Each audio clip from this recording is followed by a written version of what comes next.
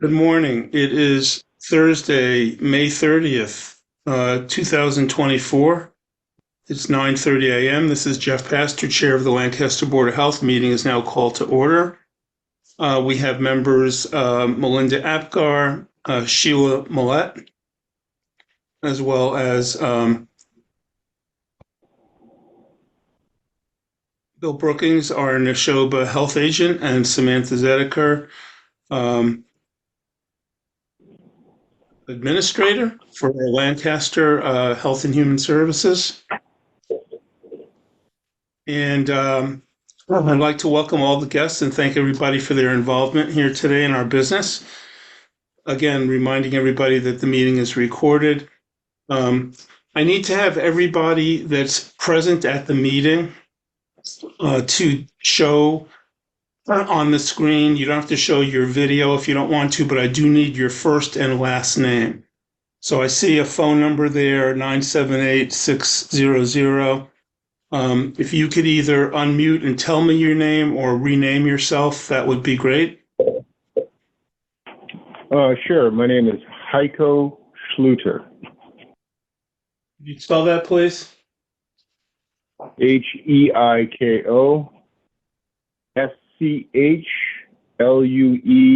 Schlueter. All right. Thank you very much. I'm going to rename you, and if I have spelled it wrong, just let me know. I apologize, but I think I got it.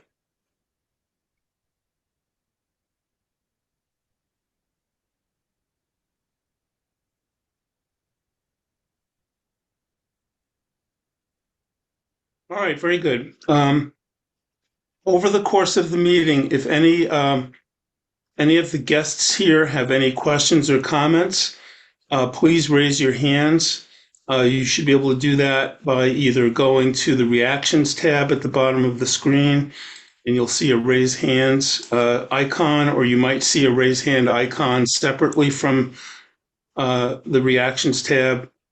And if you can't do any of those things, you can just show me your screen and just wave at me, and I'll find you and recognize you. When I do recognize you, please make sure that your question or comment is brief and specific to the agenda item. If you have any questions or comments outside of today's agenda, I may very well take them at the end of the meeting.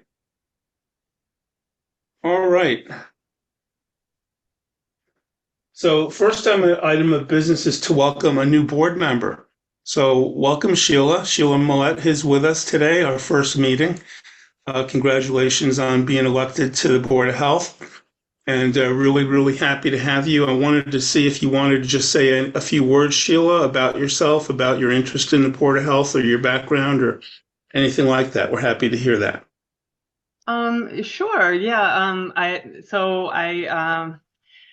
My experience is in science. I have a degree in biology. I've worked in laboratory science for over 20 years, including being an OSHA-trained safety officer.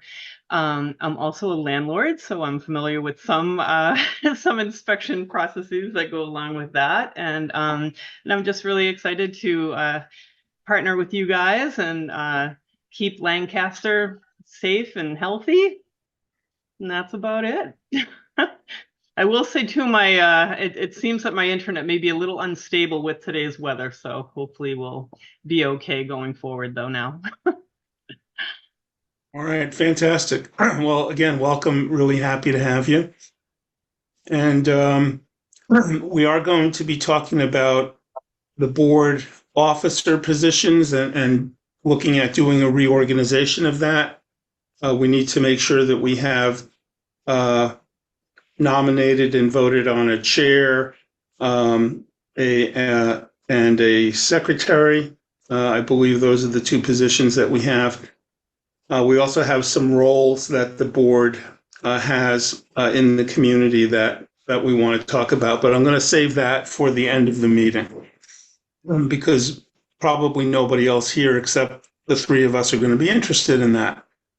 What I do want to do is, as much as possible, I will try to recognize agenda items for people who are present. So I apologize if I don't know this off the top of my head, but I want to ask Matt LeBlanc, can you tell me for what agenda item you're here for? I have a what? Yeah. So it's basically 132 Kilbourne Road, the Okay. trail. All right, 132 Kilbourne. Okay. Thank you. And John Perry? Yes, I'm here for the warehouse project on Fort Pond Road. Okay.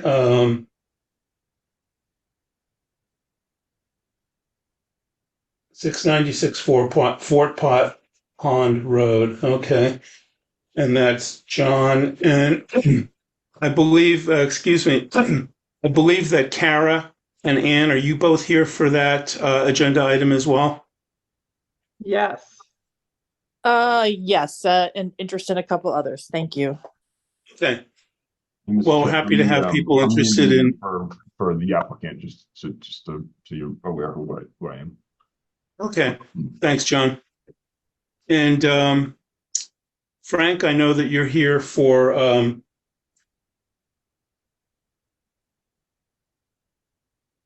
679 yes. 679 George Hill Road, right? I'm here for 679 George Hill Road, and I'm also covering for Greg Roy for Sterling Road, Deershorn, item K. Okay. All right, great. Thank you, Frank. And Evan, what are you here for today? Hi, Jeff. I'm here for 141 Schumacher. Okay. Jeff, Yes. 569 South Meadow Road is an upgrade permit we were going to add. Evan has submitted that plan also, so maybe we could discuss both of those with him at the same time. 569. Say again, Bill? 569 South Meadow Road is a permit that's not listed on the agenda, but again came in after the agenda was set, but we were going to discuss that as an item not known by the chairman at the time. Yep. Yeah, we'll do, we can do 141 Schumacher and 679 South Meadow and 696 Fort Pond. That's all part of the permits section, so that's in the beginning of the meeting anyway. How about Madison Servin? What are you here for today, Madison? I am here for Fort Pond Road. Okay. In support with John Perry.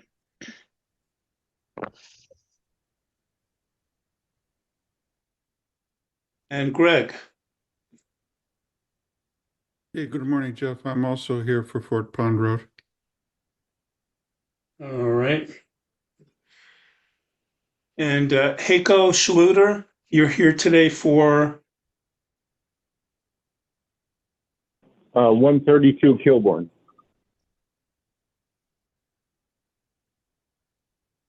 okay. Can I get some clarification on the Fort Pond roads? We have 3 Fort Pond Road addresses on the agenda today. Can I get some clarification on who is here for which Fort Pond roads? Melinda? Yeah. Fort Pond Lane is a Title V inspection report, but the 696 Fort Pond Road under permits is Langen Engineering and Greg Clouder, it sounds like. That's the warehouse proposal. Thank you. And is everyone else here for the 700 Fort Pond Road? I don't think there's anyone here for that one. That's an ongoing agenda item. Okay, that's what I thought. That's so I just make sure I'm clear. Thank you. Okay. All right, very good. So let's start off with under permits, Bill. Do we have anything for White Pond Road, the new construction? No, A, B, and C, we do not have what I need. So those will not be discussed today. Okay. All right. So we'll carry those for the agenda going forward. Or should we take them off until something is submitted? For now, I'd say take them off until I receive what I need, and Okay. then I'll add All them right. to the agenda with Sam. All right. Thank you, Bill. Sounds good. All right. So let's talk about 696 Four Pond Road. And I want to have Bill frame what the agenda item is about. And I want to make sure that all the attendees that are here that are interested in that property understand the Board of Health business for today, because those are the only comments that we will be really interested in talking about. If there are other concerns about the project that don't have to do with the Board of Health or don't have to do with the Board of Health business today, I will politely but firmly defer them either to another meeting or to another department. So, Bill, do you want to just frame up why is this item on the agenda today? I believe it has to do with a request for a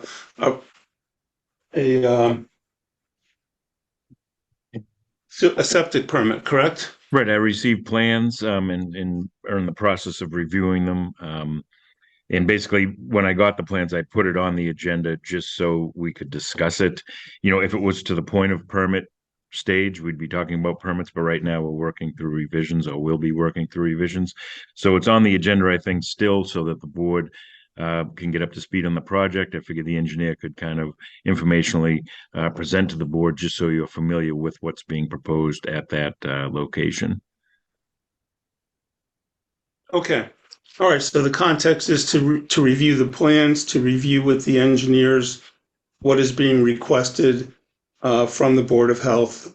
And I guess I'll turn it over to is it John or Madison or Greg? I'm not sure which of the three of you. Yeah, I can go. I do have plans for this, so if you'd like those brought up on the screen, just let me know, please. Oh, great. And I have the set pulled up as well. I don't know if either one, of us could share. Probably be easier if I did. That's okay. That's fine. Yeah, absolutely. I'll put my screen up here. And again, just I'm John Perry with Langen Engineering. We're the site civil engineers for the project here for the warehouse development on Fort Pond Road. And as Madison Servin mentioned before, she's on my team who helped pull the application and design together. And I'm also with Haley Palazzola from GFI Partners, who's the project applicant. So as a lot of you may be aware, this project, and I'll skip a few sheets here to the overall plan.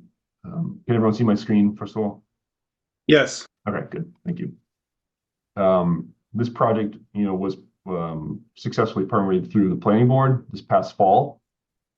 It is a proposal for 3 individual warehouse buildings. These 2 here we typically refer to as buildings A and B, as you can see from the nomenclature, and then this one more to the east, we refer to as building C. Buildings A and B are identical. They're both they'd be 159,000 square feet each, while building C is a little larger at 297,500 square feet. The intent is for them to be just kind of dry goods storage, warehouse distribution, type facilities. No industrial wastewater is proposed here. It would be just, each one would have a small office, break room, and there'd be just, some small, restrooms around the facility for the employees to use. We have proposed, I should also mention that a piece of the site, and you can see here, there's a public water supply well not on our property, but adjacent to our property. In this, circle here that I'll just highlight quickly, that's the zone 2 of that well. So a piece of the site is in the zone 2. We have, purposely located our leaching fields and septic tanks and all components outside of that zone 2 area. So I'll zoom in on the next sheet here to give you a little more clarification of the design and what we propose. So obviously there's no, sewer, municipal sewer in the area. So obviously we're before you for an application for an on-site sewage disposal system. This is zoomed in here on buildings A and B, which would be on their own sewage disposal system. Building C would be on its own because that's a little more. These are together. They're essentially one, one function, one unit. Excuse me. We based our system based off of an estimated employee count and used 15 gallons per day per employee. So the total gallons per day for this system would be 4,500. So it's clearly over the 2,000 gallons per day. So it would be a pump system. Excuse me, John. Yes. I just want to cut in 1 second. I apologize. The flow rates, the number of people, what the statistics that you just mentioned, are those based? What statutes, regulations, or bylaws are those based on? So it's based on Mass Title V, and there's a code in there for this type of use. Okay. So, and are you folks aware that there's also a Lancaster bylaw regarding this that's written a little bit differently? Yes, I reviewed that. I believe it's the same gallons per day, same flow rate calculation. Okay. If not, I guess I would defer to you or to Bill on that. But from what I saw, it appeared to be the same. Let's do that little diversion real quickly. Bill, can you comment on the compliance with both the state as well as the local statutes? Well, the bylaw that was brought to our attention, the groundwater protection bylaw, doesn't have to do with design flow. Like these numbers that John's discussing are for design flow. That has to do with the amount of gallon per day flow per acre. So again, that'll be one of the comments I discussed with John as far as complying with that groundwater protection bylaw and who's responsible in the town for reviewing it to determine compliance. So it's a gallon per day per acre bylaw versus the gallon per day being used for design flow. Okay, go ahead, John. Sorry. I thought you were referring to the local Board of Health regulations. So there's the two things: is the Board of Health rules and regulations, which I understand largely refer to Mass Title V, and then we are aware of the groundwater protection overlay district because that was certainly a focus during our planning board review. So the plans that we're looking at and the proposed system that we're seeing on the left there, at least the one for buildings A and B, that system is in compliance with all those regulations and bylaws. Yes. Okay. All right. Thank you for letting us have that interruption. I think that's a pivotal point for us and perhaps others. But why don't you continue, John? Yep, very good.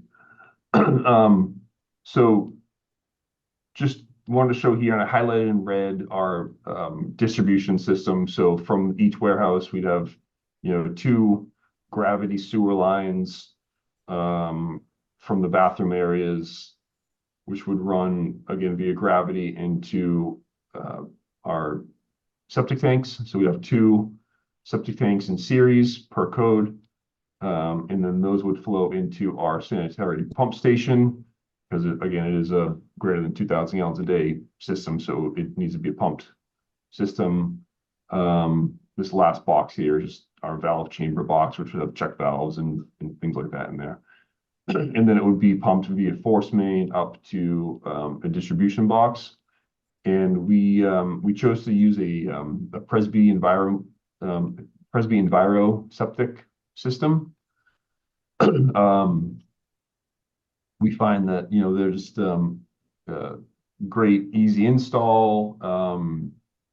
They provide a higher level of treatment than a typical pressure dosed system, which would just be, you know, a pipe with orifices. So it has a filter biomedia surround that kind of wicks the, you know, effluent and does provide a higher level of treatment than is, you know, required. So that's a benefit. And so that gets pumped to a D box, and from that D box and that type of system, that gets just distributed via gravity into the different series of the Presby Enviro system. So we're showing that. So, here. John, I'm gonna stop you. I'm gonna stop you again real quick, just to make sure that if either Melinda or Sheila have any questions about, I don't want to get into too much technical detail, but for some of us, the notion of a Presby bed system is, you know, not quite as common as the standard septic tank and leaching field system. So can you let me just ask if there are any questions that are critical that either Melinda or Sheila want to ask before John continues? I'm good. Not at this time. Okay, great. Yeah, thanks for that explanation, John. That was helpful. Please proceed. All right, very good. And then building C is really essentially the same. Just let this refresh here. Where we have our gravity distribution, you know, running alongside the building, and then we have our again 2 septic tanks for pretreatment, pump station, pumped, you know, again, kind of uphill to our D box and out to this Presby leaching field as well. And this green highlighted area here is that zone 2 limit. So you can see that we've cited all the components of the system outside of that per requirements. And we I have some more detail here on just the breakdown of, I mentioned before, the size of the building and how we calculate all those flows and what the resultant flow rate is. So you can see all that information on the plans in more detail if you want to. And also we have all the calculations for the leaching field sizing, you know, on the plans. And I can get into any detail you want. Just try not to get too into the weeds here unless you want me to. We did go out with, you know, Bill probably 2 years ago now. I forget exactly when it was. We dug many test pits on this site, and we've cited the leaching beds in what our opinion is the best areas where we have adequate separation of groundwater. We have the perk rates we need. You know, we have areas where we have naturally occurring pervious material. We are, you know, not proximate to any wetland buffers, or we're not encroaching on any wetland buffers, I should say. And we are outside of the zone 2. So we've done we've been diligent in that effort. And then just lastly, while you're there, I just have a quick question. What did the perk test look like, and what did the soil look like? So in the areas where we're citing the systems, we had perk tests that ranged from memory. I think it was anywhere between like 2 minutes an inch and 5 or 6 minutes an inch. So it was good, you know, well draining material. Do you remember what the material was? It was mostly like a gravelly, sandy material with some loam in there. It varied a bit, from area to area, but we found nice, well draining soil. Thank you. There were some areas where we dug test pits and we found, some fill. We found some material that wasn't as well draining. We found some, areas with higher groundwater than we would have wanted. So we moved and adjusted and ultimately found these areas which are more than suitable. Just a profile of the systems, elevations. There's some details of the leaching bed system here. I just wanted to kind of zoom in on this one briefly. And this is a standard section of that Presby Enviro system where it's a 12-inch HDPE pipe surrounded with that filter media again, and it's all surrounded in what they call system sand. It's essentially like a nice clean masonry sand. So that wicks the moisture into the sand and again provides a higher level of treatment than a normal just pipe and stone leaching bed. We have all the elevations on there to prove our separation of groundwater. And then one more slide I wanted to show is just our pump station, details. And just want to call out a couple of these things here. So we designed to not the averaged daily flow rate, but a peak flow rate, right? So you might have times a day where maybe it's a shift change and you have more employees, using the restroom before they leave or what have you, or break time.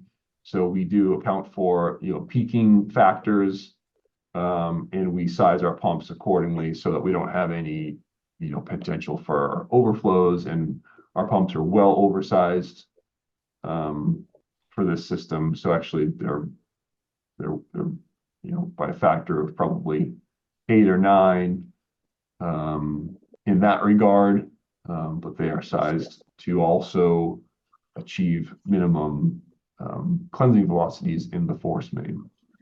And the pump station itself also meets, Mass Title V requirements, where we will have that 24 hours of emergency storage above and beyond our working volume. So we have a lot of kind of factors of safety, if you will, here. So with that, I'll answer any questions. All right, very good. Let's keep the questions just to the board and to Bill for now. I will open it up to the residents that are in attendance once I'm satisfied that we've addressed all of the board concerns. Bill, is there anything that you want to comment on or ask John about? And then we'll go to Melinda and Sheila. Again, I've done my technical review. I just need to catch up with John and Madison to discuss some necessary revisions.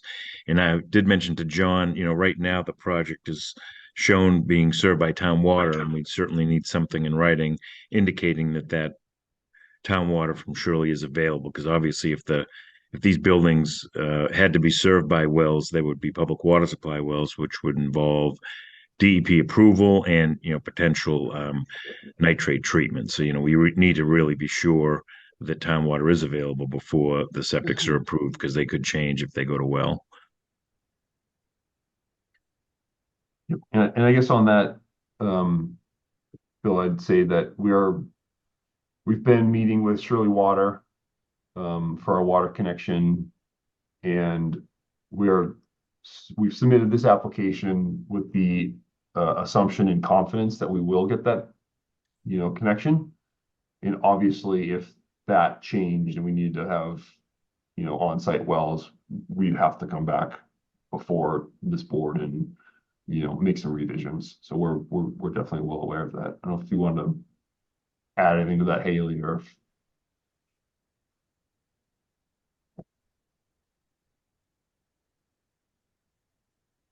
Haley, you unmuted yourself. and were silent and then muted yourself again. Did you say anything verbally that we did not hear?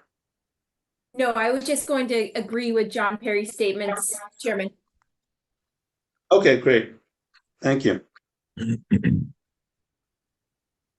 Okay, Belinda, Sheila, any questions or comments? I think that was a nice presentation. I appreciate that, John, and I think that the Presby system is a good choice. And looking forward. I don't think we're voting on anything today, right? So this is just for informational purposes, right? So am I misunderstanding something? Well, this is an introduction to the board of the project. Right, Obviously, right. permits will be drafted once we have final revised plans and those are reviewed. Yeah, perfect. So yeah, no, it's good. I'm good. Okay, yeah, I'm Sheila? actually I'm all set for right now. I mean, I guess we just how long will it take to find out or get an approval from Shirley that they'll be connecting their water to them? I would expect, Sheila, that we would have more information in the next 30 days from Shirley Water. We've submitted our applications for water. As John mentioned, we've been meeting with the Shirley Water District for about 2.5 years now, and DEP. And we expect we should have information in the next 30 days. Okay, thank you. All right. Why don't we open it up to the rest of the visitors? Thank you, Susan, for raising your hand. Why don't you go ahead first, and anybody else that wants to ask a question or make a comment, please feel free to raise your hand.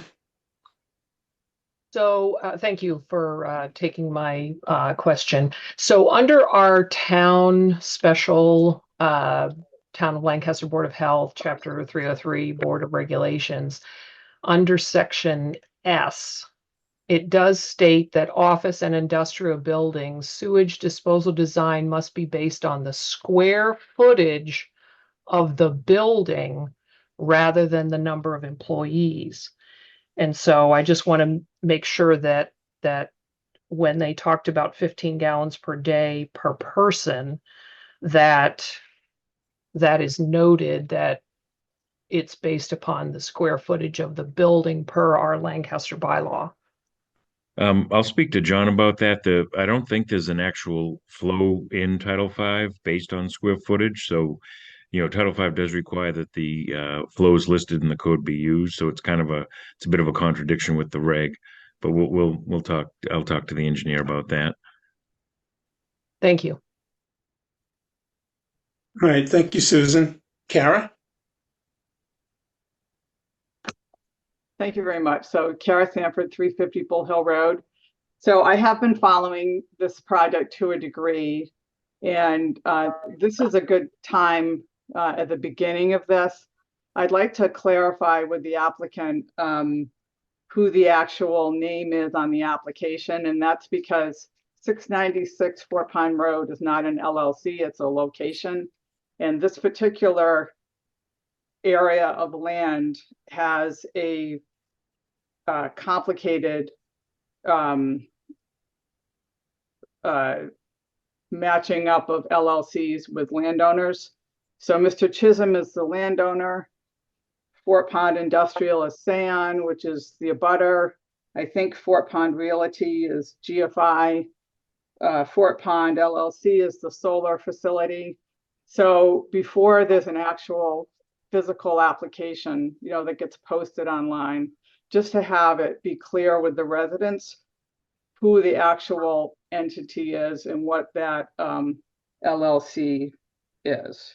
That's a request on my part, because the deed activity is showing the possibility of the solar array place conveying a couple of parcels to whoever ultimately owns this parcel. And, there's been a recent subdivision of the land. So that's a request on my part. If there's time, I'd like to ask one more question, but I can wait till the end as well. Go ahead, Kara. All right. So today they're talking about these two buildings here, but as you can see, the plan is approved for 3 buildings. And however, or if that happens, but if all of those 3 buildings are ultimately under the same landowner, I'd like, the Board of Health to just look at the larger picture of the ultimate compliance with our water resource district regulations on wastewater. So that would be it for me. Thank you very much. Well, before I go on to the next one, let me just make sure we're all in agreement about what we're talking about. So I think we've already discussed with John to try to get clarification, and Bill is going to pursue this to be sure that the design of the septic, which is really what's on the table for today, along with the source of water, which is not really our concern, but it's something we're concerned about, we don't have control over as a Lancaster Board of Health, that the septic design for the 3 buildings that were presented today, A, B, and C, are in compliance with both Title V as well as any local regulations or bylaws. So that will have to be baked into the plans and to the application before the board could possibly consider approval of it down the road. So I think that's I believe that's clear. Is that the case, Bill and John? I would agree with that. Okay. All right. Thank you, Kara. Greg, thanks, did you want to make a comment or ask a question, Greg?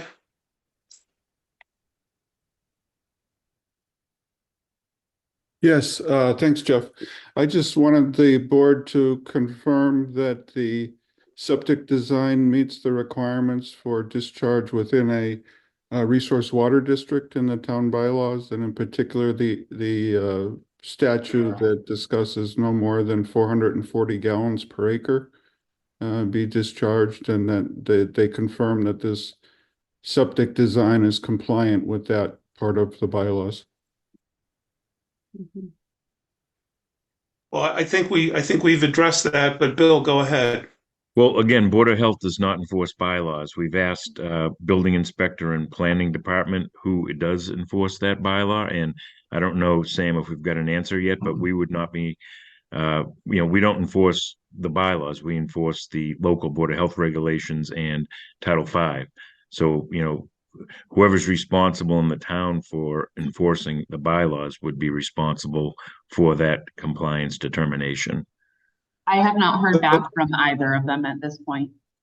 Right. So it's still pretty early in the game, but I think, again, the message that I'm trying to convey, and I guess maybe not too successfully, is that the Board of Health, whether it has responsibility or not, is going to assure that in areas that we do have responsibility, as well as areas where other boards or committees of the town have responsibility, that all the requirements and regulations are going to be in compliance with the plans that finally get submitted along with the application whenever that happens. And there's really no possibility that the Board of Health would consider approving an application without being certain that all those regulations, requirements, bylaws, etc., have been baked into the design. That would be great. Thank you, Jeff. I guess my concern is this question was raised during the planning board review, and the planning board chair, Mr. Frank Streeter, directly said that anything related to the septic design in compliance with the town bylaws related to the septic design was under the jurisdiction of the Board of Health. And so I think we'd just like to ensure that this doesn't fall through the cracks as a result of, the scope of responsibilities for each of the boards.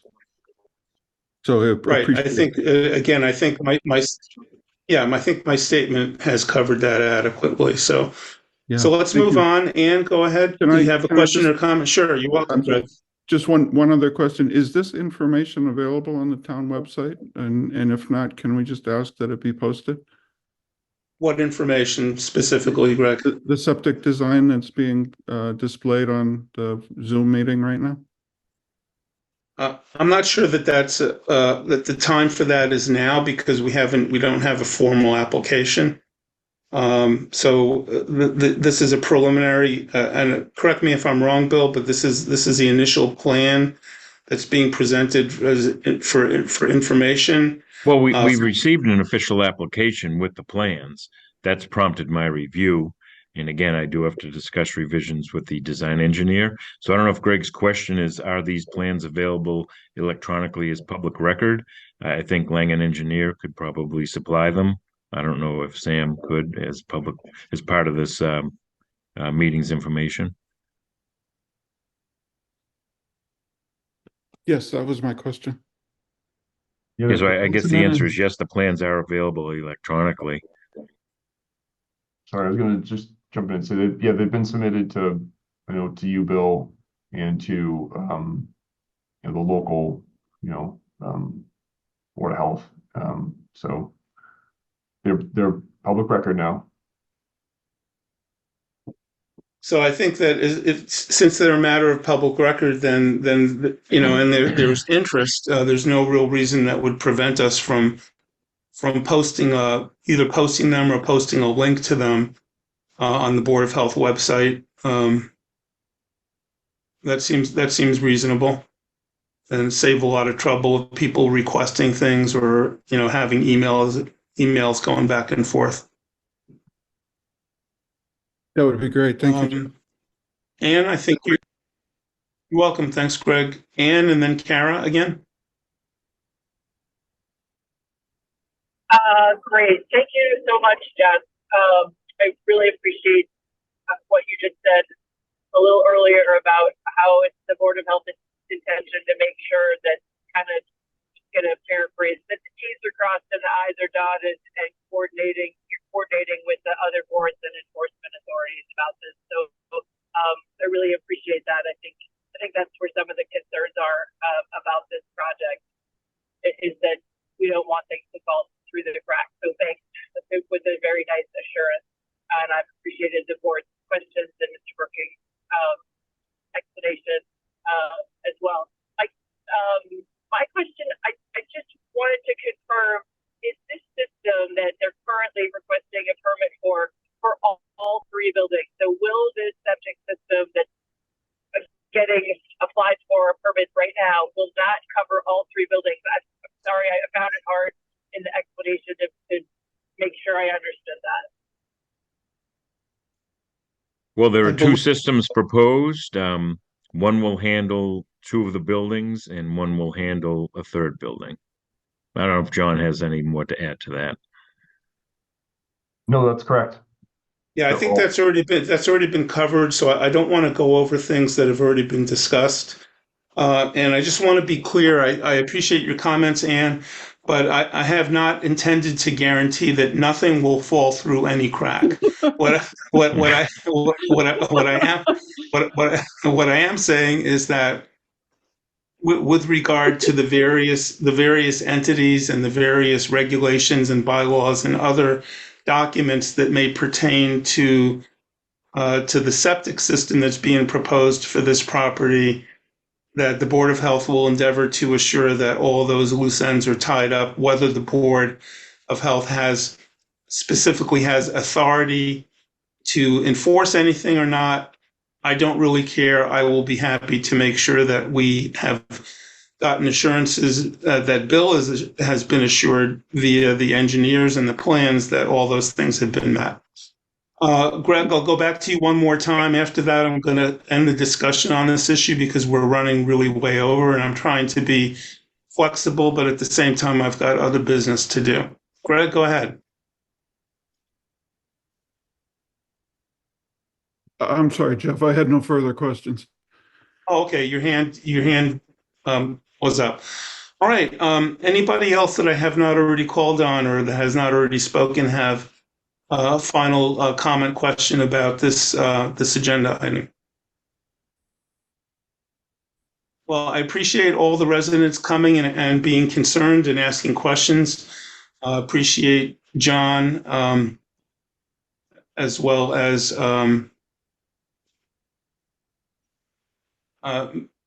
Madison and others being here to support project. And Bill, is there anything else we need to talk about before we move on? No, I think we've covered that. Again, I'll be following up with John and Okay. Madison on revisions, and we'll get those the plans before the board once they're revised. Do we need to carry this forward or just wait until you tell us that it's time to bring it back on the agenda for I approval? would imagine it will more than likely be on the next, but again, we'll Okay. set that depending on if I have the plans back when Sam and I are setting the agenda. All right. So why don't we just leave it on, Samantha, and then we'll we can always skip over it if we haven't received anything final. All right, fantastic. How about, I think the next one is 141 Schumacher, is that right? Yep. Bill, you're on mute. Yeah, sorry about that. I had someone in the office. Okay. I guess next is 141 Shoemaker Road, so we could talk to Evan about that, and 569 South That Meadow Evan? also. Yep. Okay. Hi, everyone. Morning. Hi, Evan. I can share my screen if that is helpful for 141 Schumacher. Sounds good. So we are shared. Can everybody see that okay? Yep. All right, great. Great. All right, well, thank you all for having me. Evan Carloni, Innovative Septic Design. I am here on behalf of the owners of 141 Schumacher Road. This is an existing 4-bedroom property. We have a system that is failed that we're looking to replace. We are proposing replacement with a Presby EnviroSeptic system. The request today before you is approval of the 2-foot offset that is allowed by the remedial use approval letter. We are near, it allows for up to a 2-foot offset to the estimated high water table. Well, our bottom of system should be closer to about a 3-foot offset. So we are requesting the 2-foot, but really we're really more like a 1-foot offset from the high groundwater table, providing close to around a 3-foot water table offset from the bottom of the leach field. We're in the same area as the existing system, so that will essentially be removed and replaced in almost the same footprint. It's a bit different, but it's going to be in a similar location. Evan, can you zoom in on that so we can see where the offset issue is exactly? Oh, so the offset is to the high groundwater table. So we ended up with a water table, I believe that was 6 feet in this hole, so 72 inches in the test hole we did. The test hole from 2004 had it at 80 inches. However, they're a bit uphill from where we dug. So I believe it's showing at a very similar elevation. It's staying pretty close to the same elevation. So our bottom of the leach field is I believe it's just under 3-foot separation to the high groundwater elevation.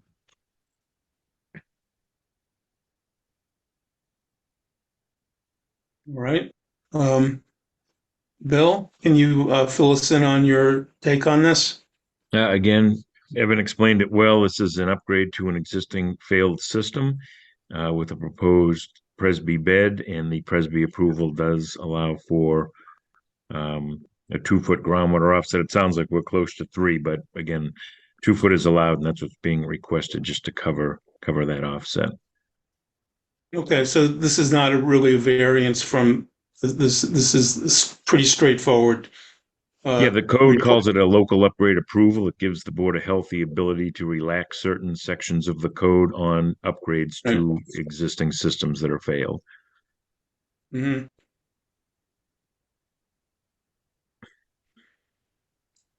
All right. Sounds good to me.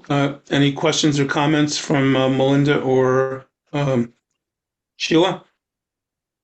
No. I don't have any. Okay. We need a vote on this one, Bill? Again, it just has to be reflected that the plan was approved and I Okay. will draft a permit and that I can sign it for the board. All right, so the board is authorizing via this presentation that Bill will follow through with Evan and his company to move this forward. Agree. Fabulous. Yeah, and again, not and on the the- agenda, but hoping to add Yeah. is 569 South Meadow. We should have a plan for that too. That is an upgrade to a failed system also. And I can share that as well.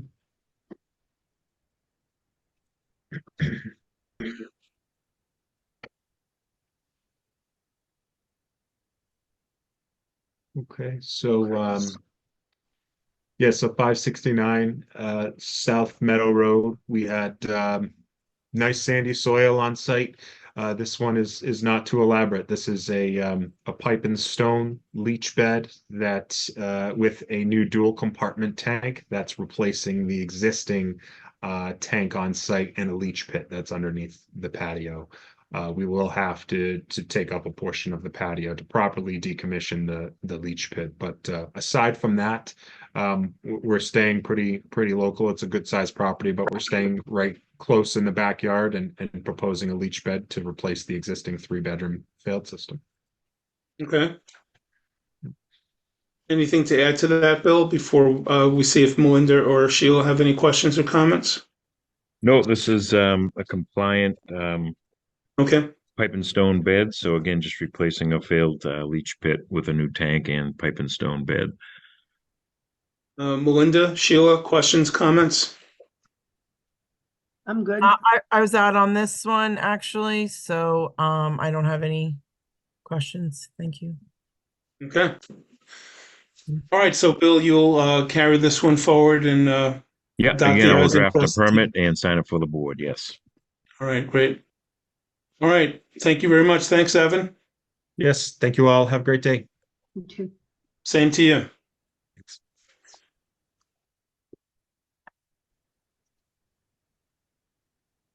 Bill, I have a note on my copy of my agenda to add 77 Fort Pond. Is that correct, or is that not Actually, something we're doing? 77 Fort Pond Lane is just a Title V inspection, but we were going to add 329 White Pond Road for a septic tank D-box permit that was called out to be replaced on a Title V inspection report we reviewed at a previous meeting. Okay.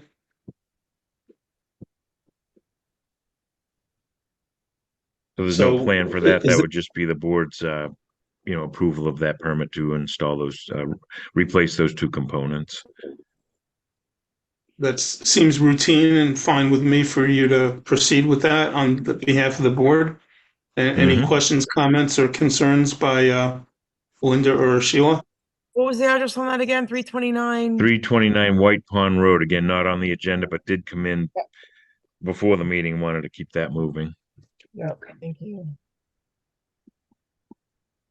And same thing with 77 Fort Pond Lane. 77 Fort Pond Lane is a passing Title V inspection, so that's just reflected in the minutes that we Okay. discussed that at the meeting. Yep. All right. So anything else before we move on to the discussion portion of the meeting? No, that's it. Okay.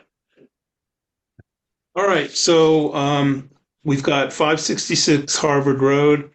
I think this is the sort of the final report on that agenda item, which was that there was an inspection completed.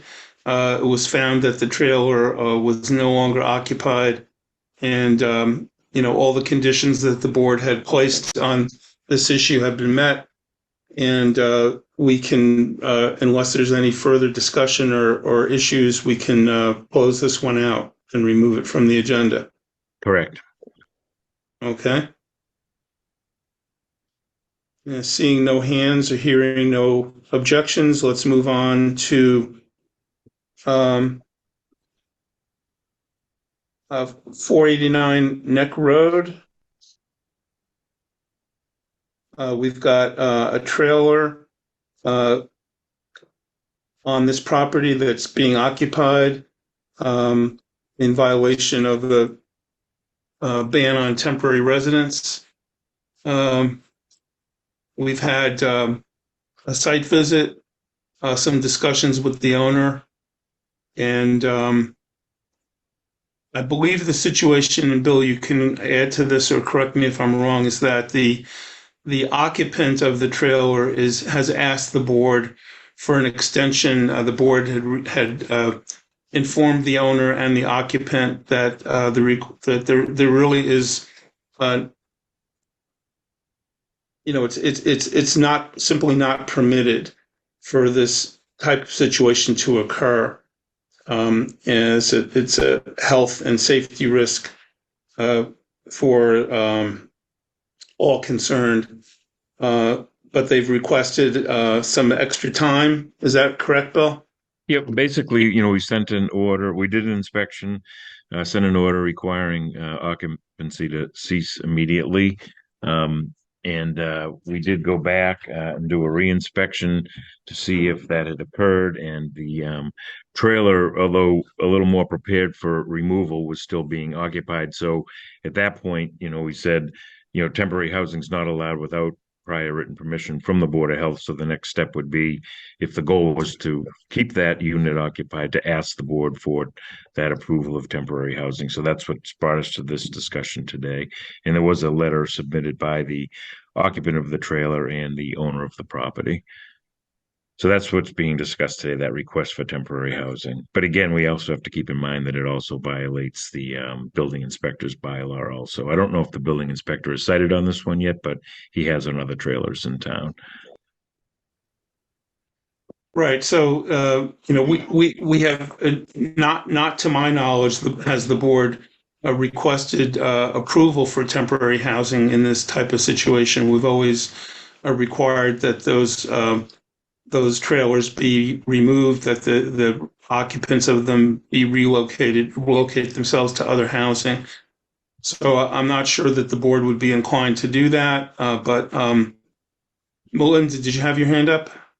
I was there for both of the inspections, and I don't know what the letter says because I didn't get to see the letter, but I know that through discussions with the occupant that the individual is making a good faith effort to try to find additional housing.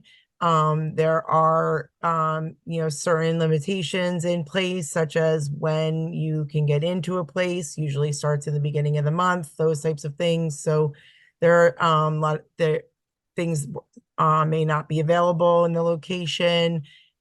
He did provide some evidence, I think maybe in the letter he was supposed to provide, that he actually had been trying to relocate. So I just want to put that out there for good measure. Melinda, I sent you the letter that we received yesterday at 2:38. Oh, okay. Thank you. Well, I might appreciate the intention of the resident to be motivated to be in compliance, but they're not in compliance, and it's quite a risk for us to allow it.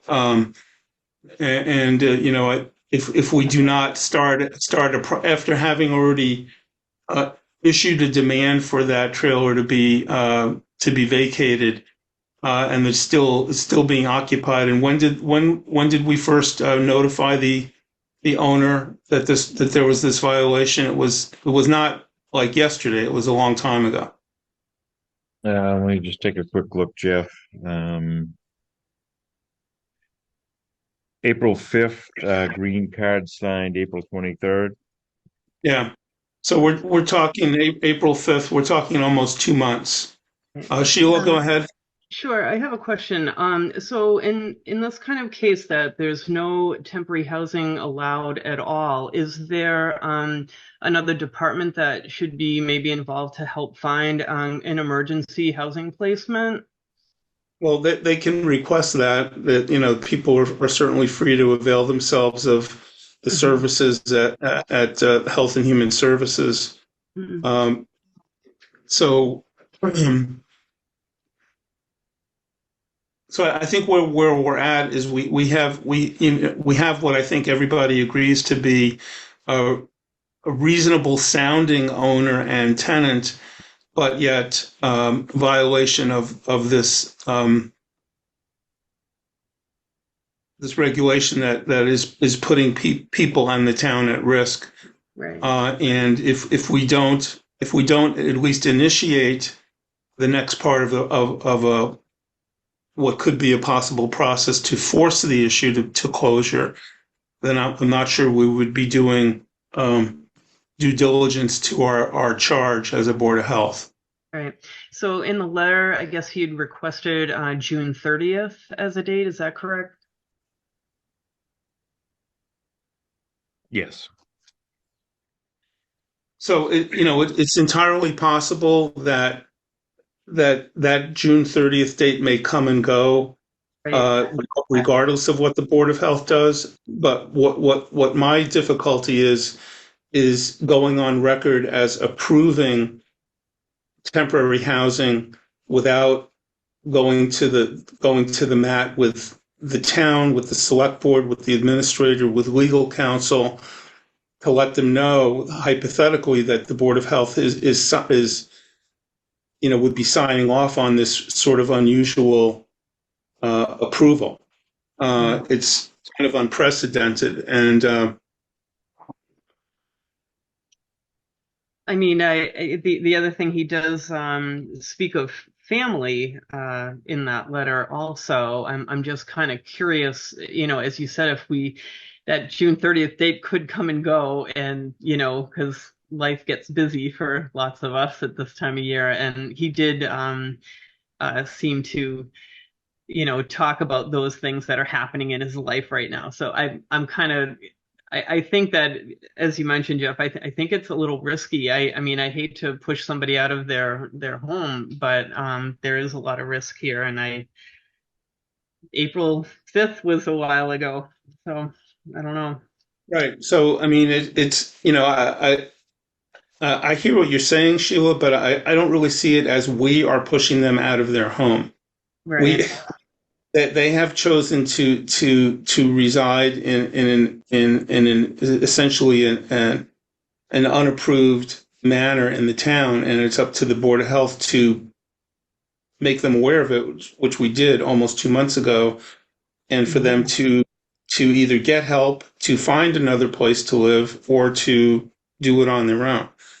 And I'm not so sure what exactly the resident is going to do this month that he couldn't do in the last 2 months. And it's not really my business to know that, or really as a Board of Health for that to be our concern. Our concern is making sure that there's a safe situation and that we're not incurring liability on the town by allowing this. Okay.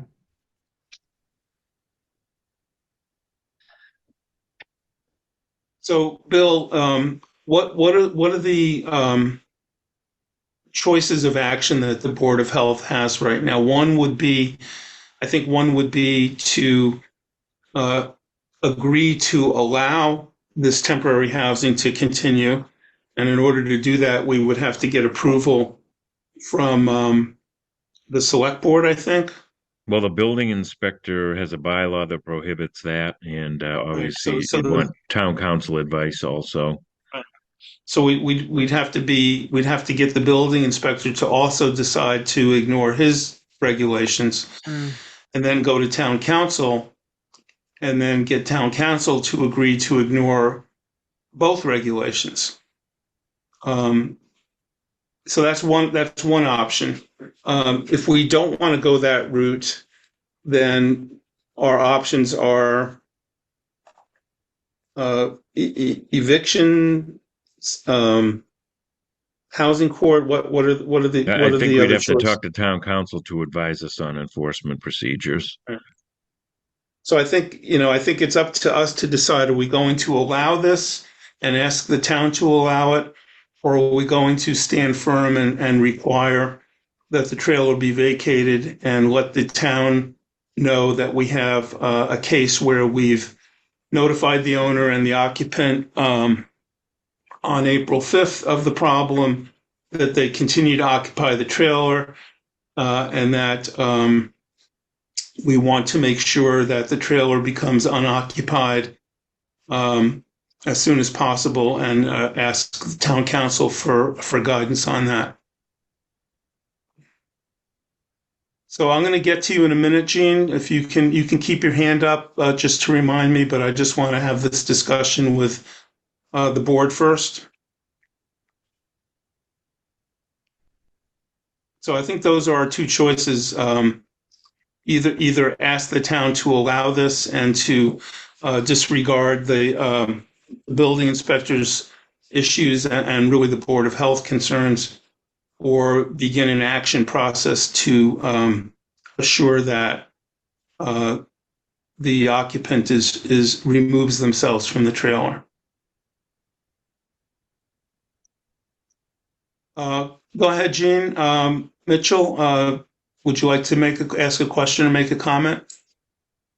Yeah, my question or comment was just really quick. I hear about the health and safety concerns and such, and being a member of the Red Cross and doing disaster relief, we have consistently used pull behind trailers for temporary emergency housing. So I'm kind of a little confused how it's allowed by the Red Cross in all 50 states, and the government is currently doing it because of the epic housing shortage. Why it's an issue with Lancaster. It's not an issue with Lancaster. I think you're talking about emergency situations, and I don't believe we're in a Red Cross or any other kind of emergency in Lancaster or on that property. So I think it's kind of, I appreciate what you're saying. Yes, trailers are often used in emergency situations, and sometimes for even lengthy periods of time when there's, when there's some kind of environmental emergency or disaster. So they do it for individual residences when there's a house fire. So it's not even just a natural disaster. I was just curious, that's all. And still, though, this is a violation, though, of temporary housing. Well, right. The state housing code clearly states that temporary housing is not allowed without prior written approval of the local board of health. So that brings us to this discussion. I can completely understand that. I just want to make sure that if the terms of, dangerous and such are around, I just want, a balanced representation. Thank you for your comments. So Sheila, Belinda, what do you think the board should do at this point?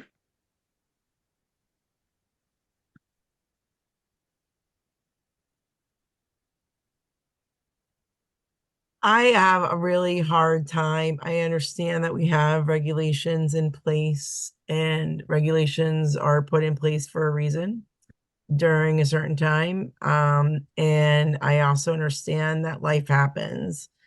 And it's really hard, to there's a lot of situations where, like there is a huge housing shortage right now. There's a lot of people coming into this country that are getting put into hotels. There's nowhere for, I know this isn't our purview. I know, but you're asking me what my thoughts are.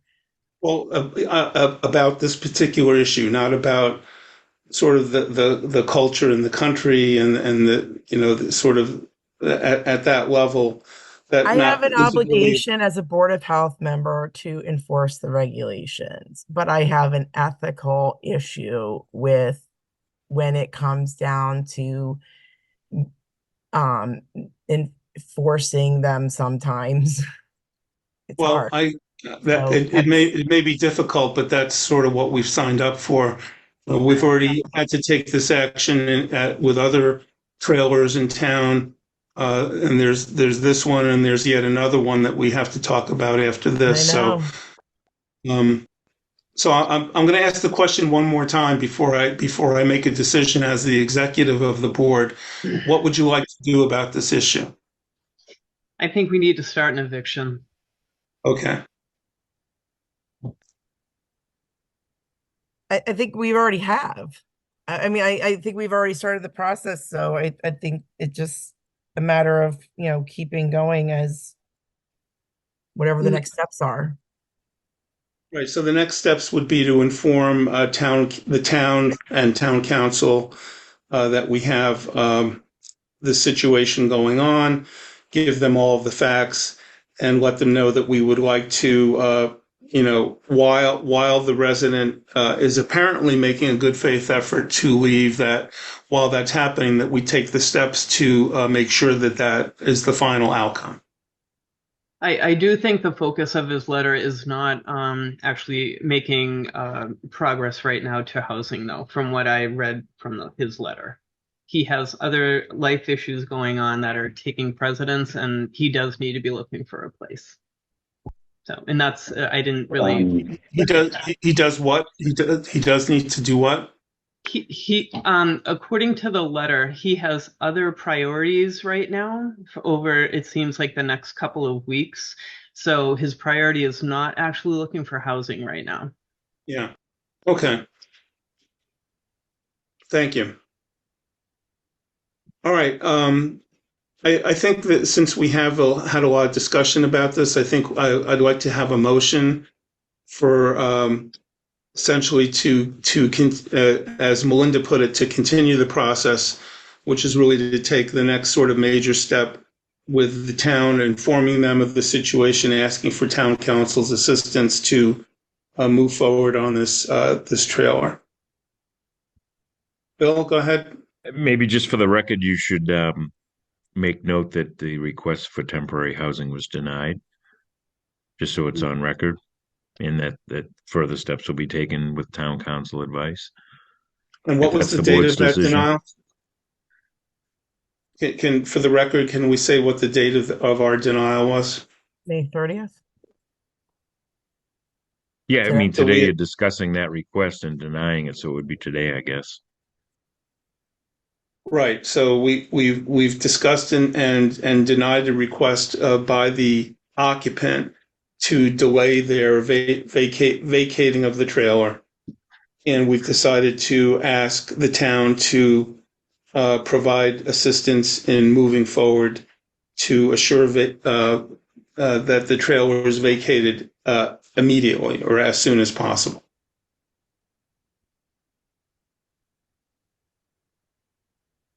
So I guess I've made my own motion. Is there any discussion about the motion? No discussion. No. Sheets are in that.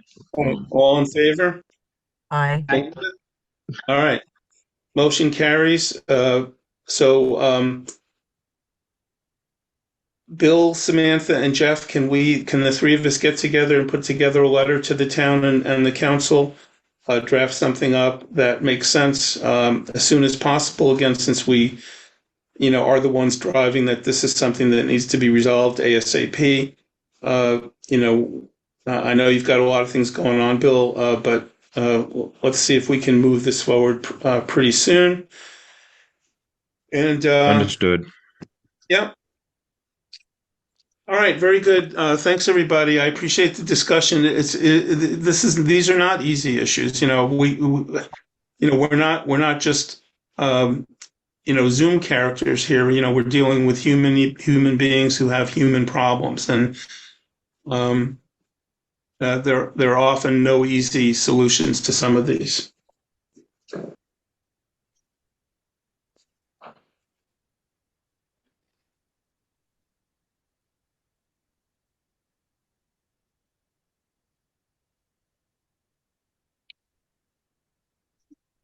We want to go to, why don't we jump over to 132 Kilbourne next, Bill? As long as we have Heiko here. And Heiko is here for that agenda item, and Matt as well. Is Matt still? Yeah, Matt's still here. So we have Matt and Heiko. Matt and Heiko, we're going to change our agenda to deal with 132 Kilbourne first, just out of deference to your presence and your time. Bill, can you bring us up to date on summarize what the issue is with 132 Kilbourne? In response to a complaint, we did a site inspection with the landowner's permission and did discover what appeared to be a occupied trailer on site, again, accompanied by the building inspector. So building inspector and Board of Health have both issued orders, requiring that trailer to become unoccupied. And I think we have an email from one of the trailer's occupants talking about a request for temporary housing. Yes, I have an email, and then I also was sent a letter this morning at 9:06 from property owner Edie and Heiko. So can we either share or read those emails and letters into the record? Yep.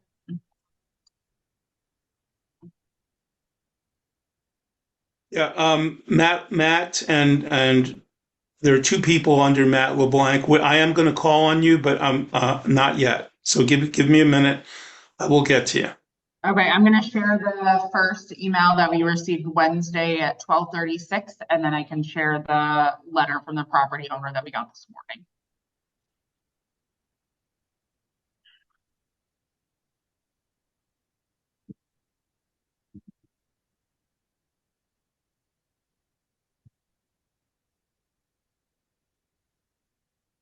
Okay, so this is a letter. I'm just going to read this. This is a letter from Aaron McCarthy, who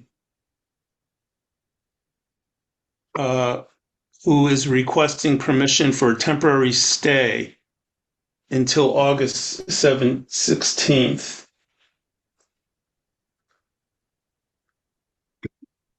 So I don't know who Aaron McCarthy is. Is she the occupant of the trailer? Does anybody know?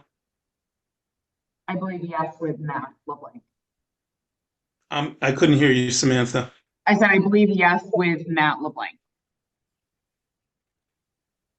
Is she here today? I think she's here today. All right. I just want to. I just want to. I'm going to get to Matt in a minute. Matt is here. So we got with Matt on the call. I'm sorry. She is with Matt on the call. Okay. So that's Aaron sitting next to Matt. Okay. So we got a request. Trying to see where this is dated. It went away. Right here, Wednesday 5/29 at 12:36. And that was an email. Yep, and then I have the letter.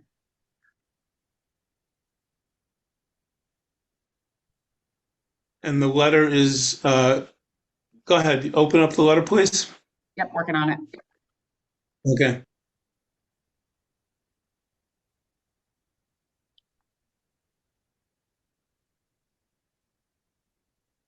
This was sent to us this morning.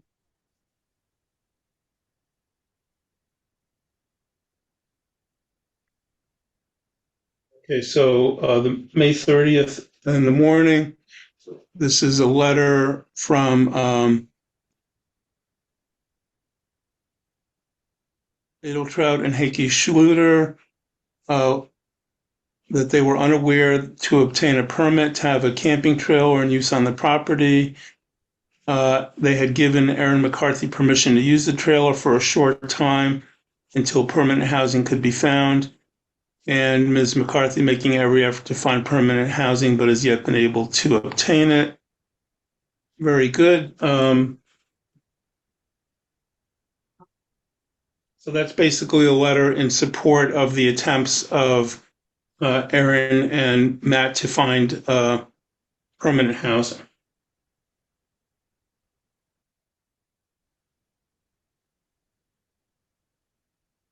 Okay, so you can close that, Samantha, I think. So I'm going to summarize the situation, and then I'm going to give the floor over to Aaron and Matt in a second. So the situation is that whether people were aware of the issue or not, that temporary housing in a trailer, especially as we did the inspection, is not permitted. We cannot. Once we know that it's happening, we can't sort of turn our back on it and make believe we didn't see it, because we have an obligation to uphold these rules and bylaws.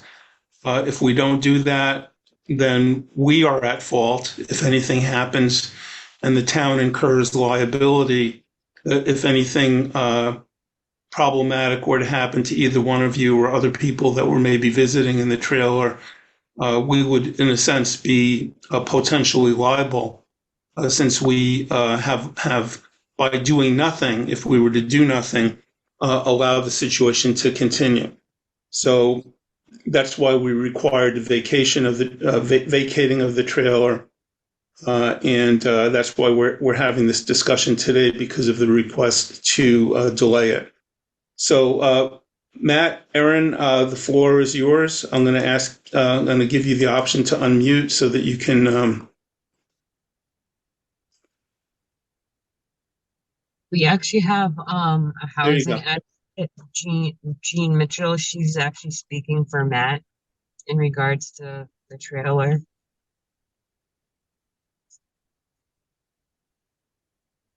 I'm sorry, I didn't quite understand what you're saying, Aaron. Jean Mitchell, who's on the Zoom with us, she's actually speaking for us right now. So she would like to speak. In what capacity is she speaking for you? Is she a legal guardian of yours? She's our attorney, you know. I couldn't hear. I couldn't hear you because of some background noise, Aaron. Could you repeat that? She's our power of attorney, and is also was disconnected from the Zoom. Okay.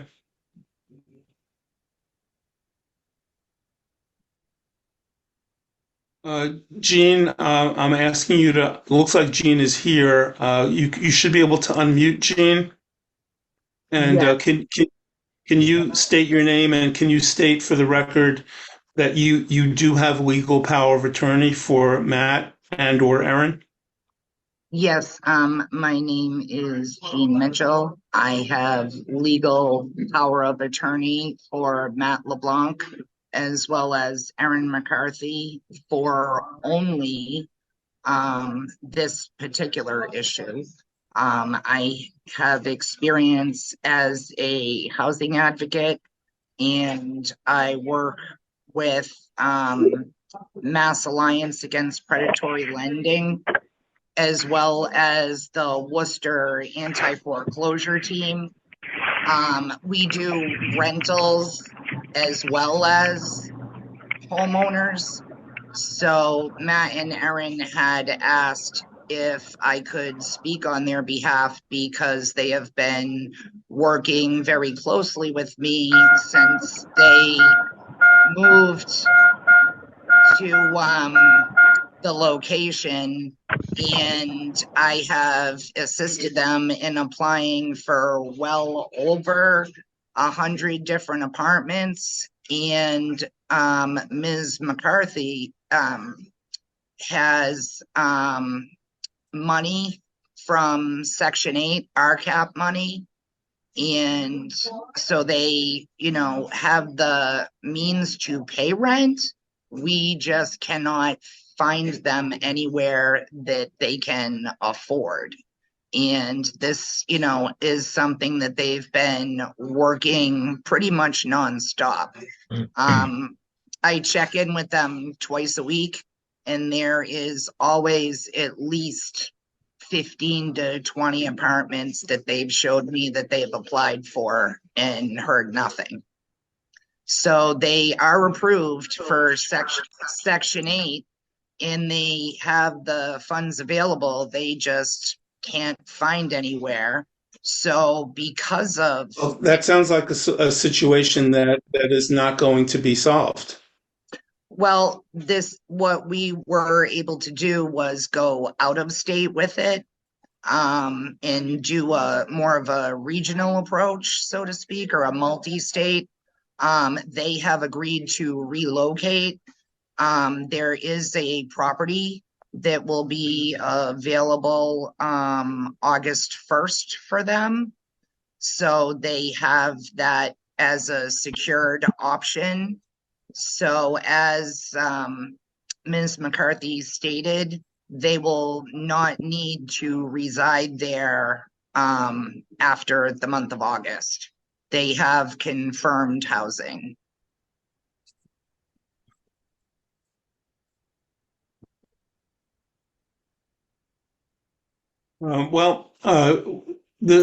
Basically from a Board of Health point of view, we're in the situation that I already described. I appreciate all that information, Jean.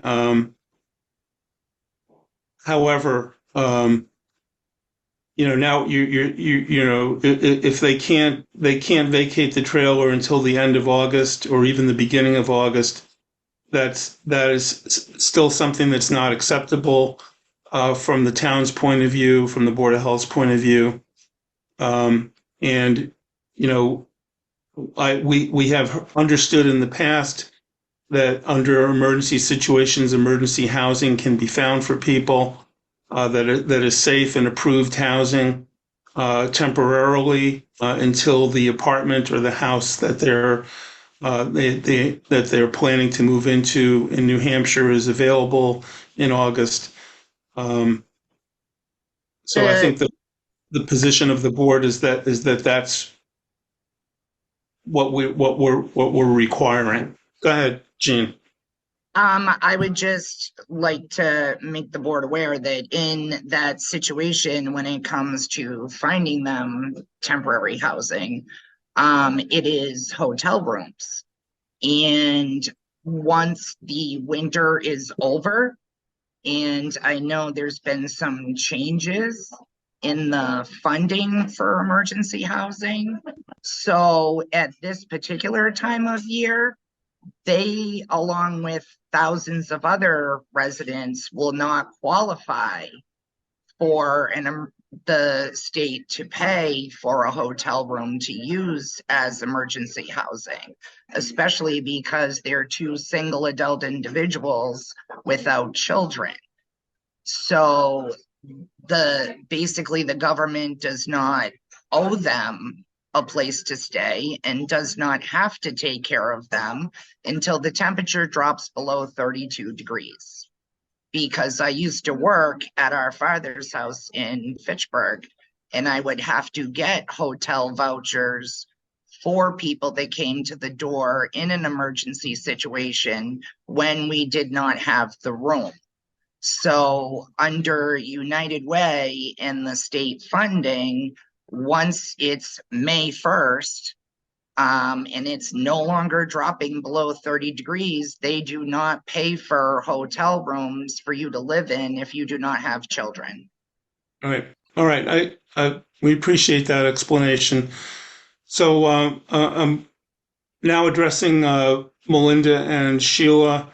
We're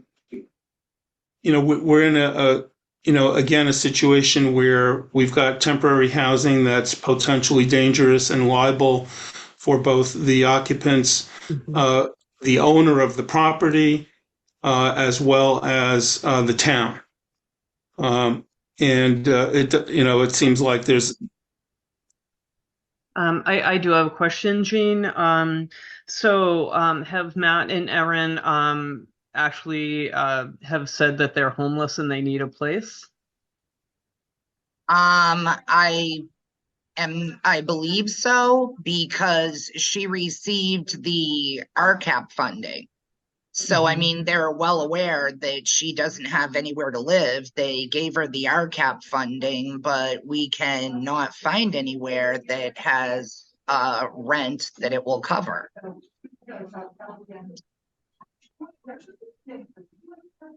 And you've said that they've already been approved for Section 8? Correct. So isn't that Section 8 application only good for a certain amount of time? I'm not exactly sure what that is. Do you know what that is? I believe it is supposed to be good for 6 months at least, possibly a year. It used to be a year. They have been in contact regularly with Section 8, and there just are no units available, and they have not found a landlord that is willing to accept Section 8. Because I do know homeowners that do accept Section 8 for their apartments, and all of them are full, and I have not been able to find anyone else. Okay.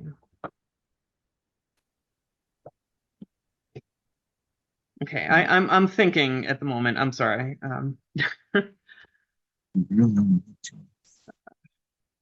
It's dangerous.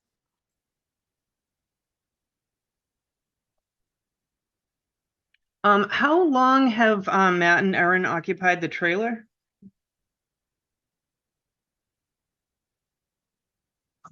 I believe it's been about 6 months. Under Massachusetts residency guidelines, they have met the requirement for residency. So a 7-day notification is not valid because of the established residency. So they must be given a minimum of 30 days. Once someone is a resident of a home, the 7-day notice to quit is null and void. It's got to be the 30 days, same as housing court. They get 30 days, and then they can go to housing court and be evicted. Is there a rental agreement between the property owner and Matt and Erin at this time? No, I'm going to let that be the last question because we're veering off of the topic. Yeah, I'm sorry. Because now we're getting it's okay, Sheila, but we're getting into legal issues that we have no authority about, and rental agreements and stuff like that. What we have to contend with is the violation of the temporary housing regulation, which is basically the same issue that we just discussed on another property. Different people, different situation, but it's the same problem. Right. Well, I guess I'm curious who the violation is on. Is it actually the property owner or the people living in the trailer? The housing code places the order against the owner of the property. Okay.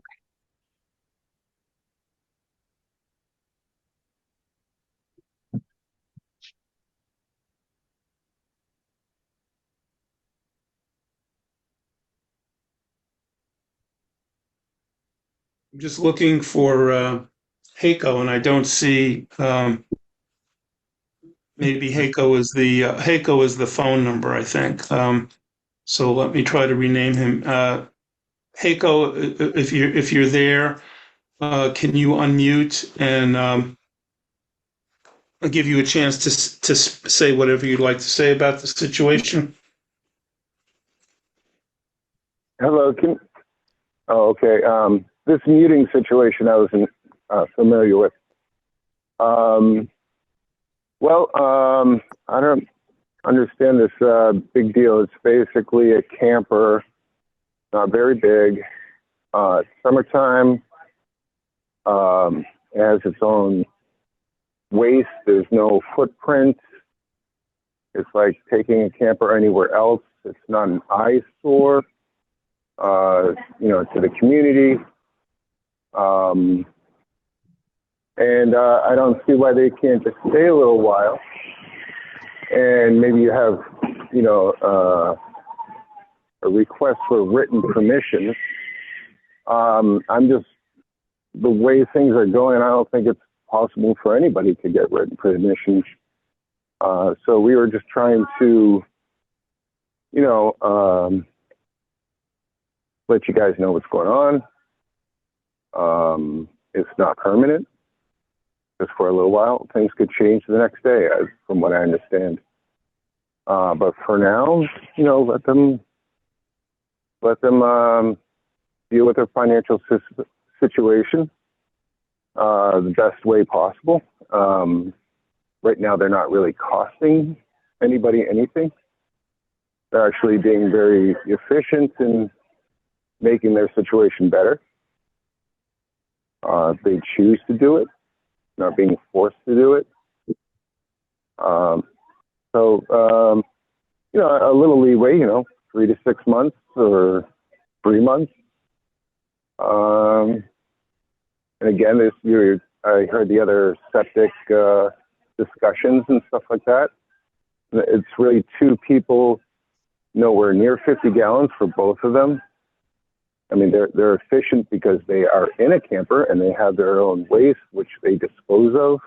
Not even a problem with me. Technically, my property can handle, like, my septic can handle, you know, 6 to 10 people. I'm not sure. I've never looked into that, but it's a house and there's not even that many people on the property. So I just like acknowledgement of that, a little lenience, a little understanding. I really think we are causing absolutely no harm. So there's my case.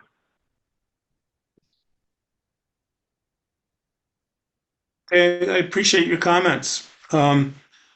Again, you know, we, the Board of Health, as well as the building inspector, were out there. The situation, in our collective opinion, is that it is not a safe environment for anybody to live, and it'll in violation of temporary housing code. So that's why we've demanded that the trailer be vacated. And you know, as much as Again, we can. Excuse me, I didn't interrupt you, and you can wait. You can wait to come back after I finish my statement. Thank you. So, in as much as we've got a violation, we've got some dangerous situations that we observed visually. We, being the building commissioner as well as the Board of Health, it's a violation of the temporary housing code. And again, we see liability issues for the occupants, for the owner of the property, as well as potentially the town. And I don't see, you know, again, we have the same options that we would have in any other violation, which would be to decide to allow it and request the town to disregard the building inspector code, disregard the Board of Health code, and allow what sounds like could be the Heiko is saying 3 to 6 months. The Gene Mitchell is saying the end of August. So we're hearing different things, but some indefinite period of time, and really even any additional day would be a potentially a problem for the Board of Health. So that's our situation. I'm going to let you speak again, Heiko, if you want to unmute yourself. Yeah, I just did. Okay, so I again, I see no danger, no, you have your rules and regulations that you're following. I think it's pretty simple to just stick with that. There absolutely is no danger or liability or anything like that. If anything, they're camping. They're not living there. I give them permission to camp on my property. I'll respect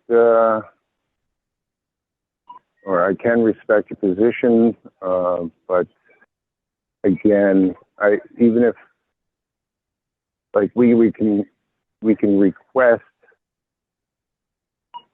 a temporary situation in your own statements. I'm actually questioning if that's even possible, if that's just a simple statement. Is there any other situations in the town where people have requested a temporary housing and it has been approved, or I'm just wondering. That's really not germane to the topic. The answer is no, but this is not something that we've done in the past. And I appreciate your comments, Heiko, but you've basically repeated what you've already said. So I'm going to move on from you to Aaron. Aaron would like to speak. Go ahead, Aaron. So one thing that wasn't mentioned is we're barely even there. We honestly just sleep there, and that is it. And what I'm really confused about, and I'm Matt as well, what we're not understanding is what the dangerous part of it is, what's causing the town. I have a fire alarm. We have a fire alarm. We have everything needed that, would be keep it safe. But again, we're also rarely there. He works all day. I help my mom and I help Heiko's mom. So we're never there. And if this is the outcome where we don't get till at least August, that's going to leave us, we're going to be parking lot to parking lot. That's leaving us completely homeless. We're on a private road, on a dead end road, last house on the road. There's nobody can even see the trailer. I've gone extra steps to getting, I have a 30-gallon septic tank that when we do have to go to the bathroom there, which is normally at night because we're not there during the day, because I've worked for Advanced Auto Parts for 7 years in the town of Clinton as the manager. I've taken steps. I'm not hooked up to water there. I get water from my work. I don't see where they inspected. I have cameras and I watch them. They kind of just took a glance at it and walked away. And I wasn't there when they inspected and said that, this is illegal or this has to be changed or this, you know what I mean? Everything that I have done it's all clean. I'm not up on blocks. I understand that there is a town ordinance against living in a trailer, but I'm sleeping in it. And then I'm gone the entire day. It's literally just a place for me to get out of the elements for the night, and then I'm gone all day long.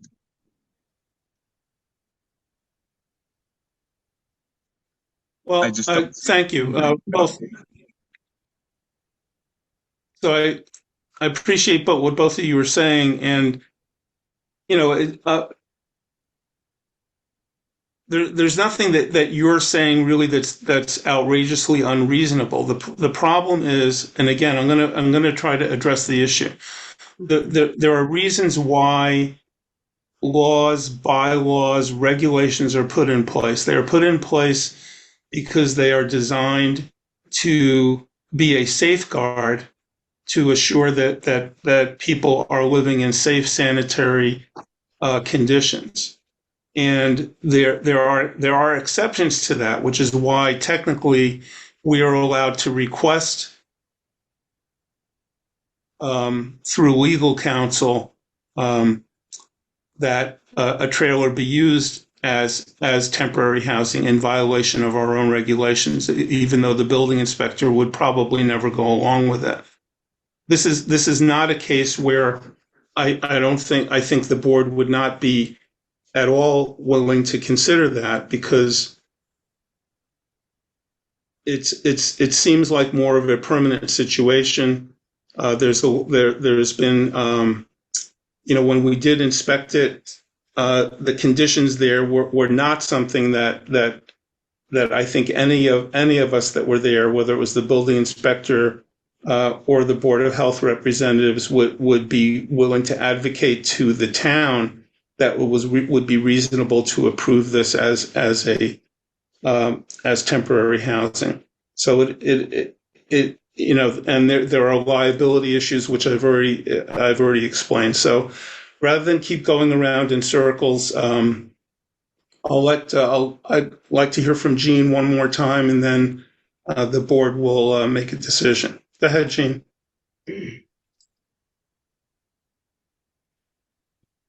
Thank you. The last thing I just had wanted to bring up, because, I understand, there is got to be standards for public health and safety. And I'm just curious, and I know this is going to be considered splitting hairs, but we do need to compare apples to apples. If it's so dangerous and such a liability for the town with a camper trailer on someone's property, how is that any different if someone was camping at a campground? If there was a campground in town and they were staying in a trailer and they still had the same, had to bring their waste to Flag RV to get rid of it, they get their water from a certified water source. It's the same fire risk as any other camping trailer. I just really feel that the board is not comparing the right things. It would appear that, the whole, it's more dangerous is a bit unfounded, and I just wanted Okay. to. All right. Well, thanks, Jean. I appreciate your opinion. We have quite a different opinion. It is not. It is dangerous. It is not at all comparable to a campground. Campgrounds are designed for trailers and for temporary vehicles. They have sewer, water, and electrical hookups that are designed under code and for safety. That is not the case on this property. So it's not an apples to apples comparison. I'm going to go to Melinda and Sheila.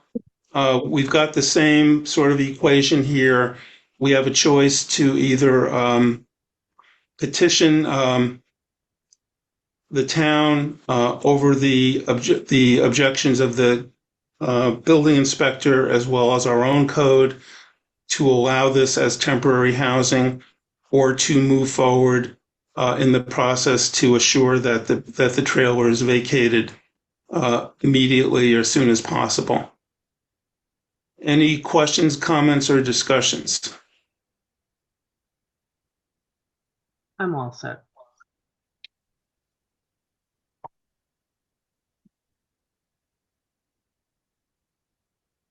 Linda?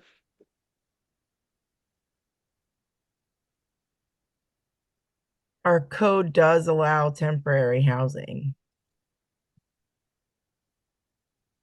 Our code allows for it if we pursue it.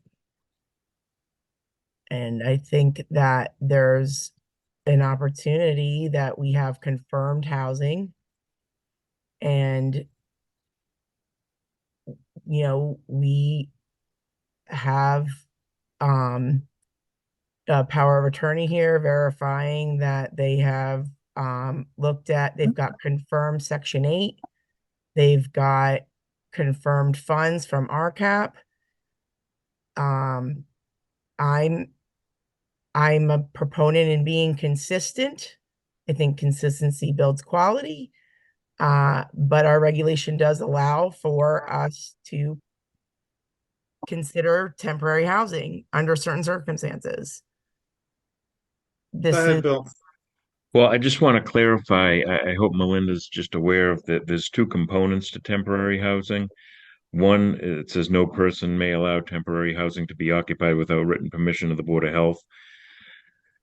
The next section says all temporary housing shall be subject to the requirements of 105 CMR 410, which is the state housing code, except as the Board of Health may otherwise provide in its written permission. So if written permission is given, the board would state the sections of the housing code that aren't being met. So again, a trailer quickly jumps to they don't meet minimum square footage for occupancy, for sleeping areas, temporary wiring, sewer and water. They say there's a smoke detector, doesn't meet fire department requirements. So again, there's a lot to consider if you're going to allow temporary housing.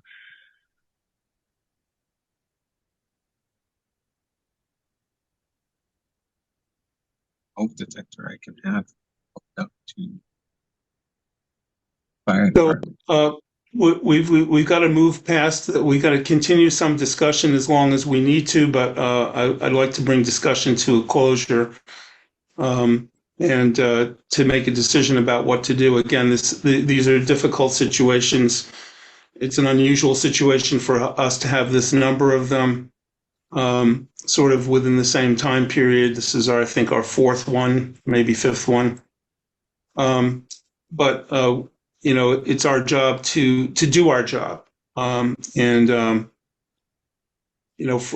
what I know of the regulations, what Bill has just spoken to, past precedents in the town and with the Board of Health, of which there are zero that I'm aware of that allow for something like this, and the situation that we've observed, which is as much as Aaron and Matt are making a good case for trying to do the right thing. In fact, it's not a good situation at all. And the location of the property and the trailer is moot. It doesn't matter that it's at the end of a dead end street. Go ahead, Aaron. One last time. You need to unmute. You had mentioned about the size not being big enough for two people. When you guys had came, the bed part wasn't pulled out. So if you guys want to come and look at it and inspect it, and No, that's just one of a number of things, Aaron, actually. So that Bill mentioned that along with 5 or 6 other things. So it's I just feel like you guys don't care that you're putting people out on the street. We have nowhere to go. Nowhere. I think it's your right to determine that we don't care. We actually do, but we really don't have. It's not something that we can solve for you. But It's something that. everything I can, and we have till August, and we'd be gone, and you won't even give us that. I have money from our cap, and you're not even giving us that.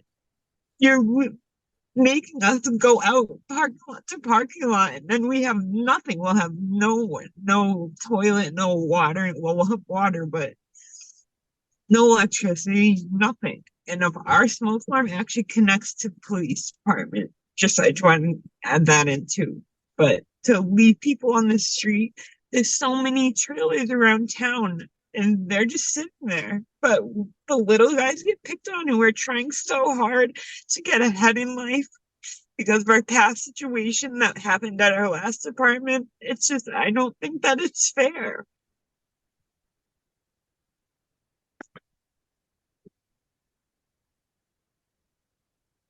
I don't mean to be rude at all, but it's No, you're not at all being rude, Erin, you're being emotional, which is understandable, and that's appreciated. And we do care as human beings. We care, and we're concerned.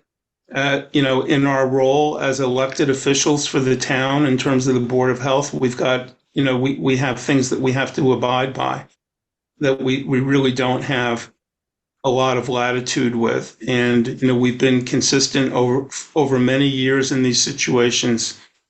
And certainly there's help available. You've got some help from Jean. I don't know if exactly if there are other resources that are also available. I certainly know of social service resources that the town of Lancaster has, social services resources that the Neshoba Associated Boards of Health may have, to help you temporarily stay in a safe and sound situation. So I'm going to end the discussion at this point.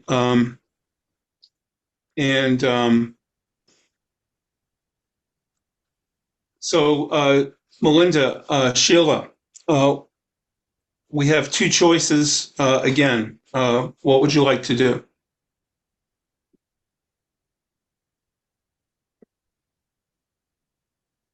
I think we're going to have to proceed with asking town council how to go about having the trailer vacated as soon as possible. Mm-hmm. Melinda? It sounds like that's our only choice. No, it's not. There are two choices. The same two choices we had we had in the last case that we always have in these cases. Do you want me to review them again? No, I don't. I don't. I struggle. I struggle just because we haven't done things before that, this situation seems a little different than the other ones where they're making great strides and efforts. And, I struggle with the decision, but town council. Okay. Bill? It'll be important for Jean Mitchell to get her contact information to Samantha as a contact if she has power of attorney in the situation, in case she brought up some legal questions that our town council will have to discuss perhaps with her. Yeah, probably a copy of that power of attorney would be useful as well. So can we put this in the form of a motion for a vote?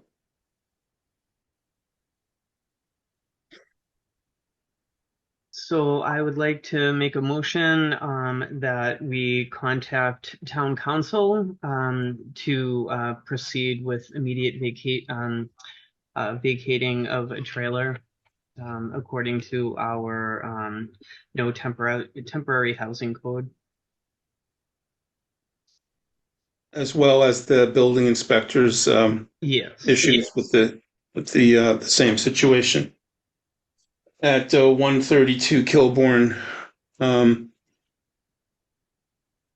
Okay, we have a motion. Any further discussion? All right, let's do a roll call vote. On the motion, Melinda? Aye. Sheila? Aye. Jeff, aye. All right, motion carries unanimously. Erin, Matt, if there's anything we can do in terms of guiding you to other resources, let us know, and we would do our best to try to help with that. Let's move on to our next item. 27 Russell Lane. We've got the history on this one. Again, Bill, you can help me out here, is that we had a neighbor complaining about a residence. They were complaining about noise from a generator. And based on that complaint, we meaning the Board of Health as well as the town building inspector, did an inspection. We found, at this property, 27 Russell Lane, we found a trailer that appeared to be occupied. We found a generator mounted on the trailer that was had an electrical line running into the trailer. We found another generator behind the house, or heard that generator behind the house. We also found quite a bit of, we found an overflowing dumpster full of trash. And we had made a couple of visits there and heard the noise from the generator. As a result, we issued a letter to the owner of the property. Well, we actually knocked on the door, did not get any response. We did, I forgot to mention that we noticed a dog inside the trailer. Excuse me. We issued a letter notifying them about the temporary housing problem, Bill, and try to address the issue through that direction. We sent a letter, certified mail, return receipt requested. We have not received a green card back, so as far as we can tell, that letter has not been received by the owner. We are aware that the building inspector has done the same thing. I believe he also has not gotten a green card back as well. Is that right, Samantha? So That's correct. So we're kind of at the same sort of a similar next step with this case, where we've got a violation of both the building inspector's code and the Board of Health code around temporary housing. We've got an owner that's not responsive to our inquiry, and it's time to take this one also to the next step, I think. Have I summarized it, Bill, or did I miss anything? You have summarized it. Again, I think we need to seek town council advice. And this one hasn't even got proof of service yet, so we may have to have it served by constable or sheriff. But again, I think town council could advise us on service and proceeding with enforcement. Right. So I think that's probably the next most likely step, is to assure service of the violation to the owner, since they have not picked up the green card, not sent the green card back, I should say. Yep. And I think we have not received. Go ahead. Well, I was going to say the building inspector should, it makes sense for Board of Health and building inspector to speak to town council, so that motion can kind of carry for both jurisdictions. Right. So I think the suggestion would be, assuming that a building inspector is in agreement to get help from legal counsel to seek a constable, whether it's local or regional, to provide service on the violation. And that should be done as soon as possible, because again, as far as we're concerned, there appears to be an occupied temporary housing going on in this trailer. The sound complaint is an additional, maybe related, maybe separate issue, but we've decided to go for this violation as at least the first step. So I think our next step would be, again, for Samantha, Bill, Jeff to draft a letter. Make sure that it's approved by the building inspector, notifying the town council of the problem, of the situation, the steps that we've already taken, and request to advise us on providing service via constable or some other means to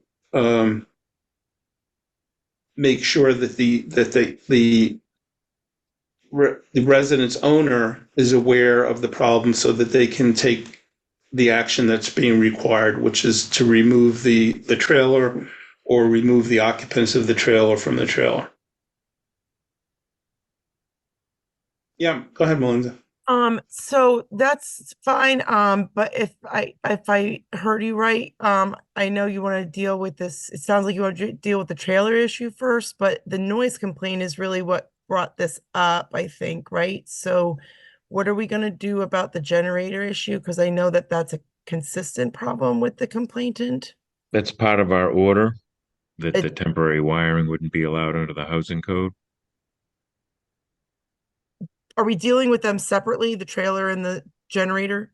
Well, if the generators, there's two generators, one for the trailer. If the temporary housing is not occupied, that generator wouldn't be needed, but we'd also be focusing on if a generator is being used to power the house, that would not That's be what the allowed. problem is.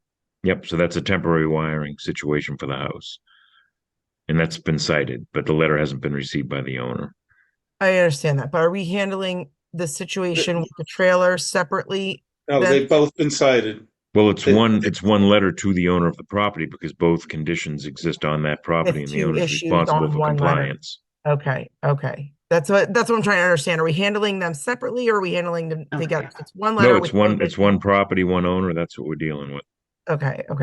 So, and so the next issue is to go to town council for both those sightings. Well, right. The issue here is they haven't been served. You know, they have we don't have proof of the service. They serving, haven't the accepted serving, the the certified serving. mail. So It's to serve the letter that's already Sure, been sure. written, that's already been sent, and then proceed again. You know, once that has happened.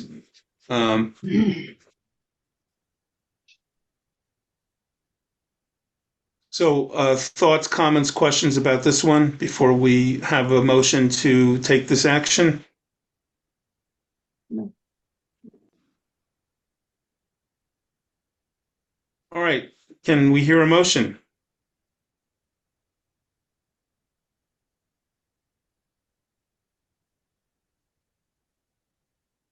I would defer to Melinda on the motion as as much as I understand what's going on right now, I think that, So are we making the motion to serve them? Is that the motion? with town I'll make council the- advice. With town council? I'll make advice? the mo- Okay, I'll make the- I'm sorry. I'm just trying to wrap my head around the. So I will make a motion. I move that the board request help from the town via town council to assist in service of the letter that thus far has not been received, but we have no evidence of it being received by the homeowner, requiring them to deal with this temporary housing in this trailer, as well as the wiring situation to the generators. okay. I'll second that. All in favor, roll call vote. Melinda? Aye. Sheila? Aye. Jeff? Aye. Motion carries. Another letter for Samantha, Bill, and Jeff to write up, alongside of the building inspector. All right. Let's see if we can get Mr. McPartland in and out of here. Frank, let's skip over. We'll skip over Sylvan Lane, go to 679 George Hill. The situation that we have there is we've got the owner via Frank's company, Dillison Roy, requesting that they be allowed to install a separate well, a well separate from town water supply. This was dealt with at the last month's Board of Health meeting. Board of Health stated that we needed to check with the water department to make sure there were no objections there. Frank sent a letter to the water department. I think Samantha's about to show us that letter. And to the water department, to Scott McLeod, to install a well for potable water, for kitchen and laundry, and continue the town water connection for the remainder of the house. No cross connections between the well and water provided by the town. And we received a response back from Scott McLeod. Do you have that, Samantha?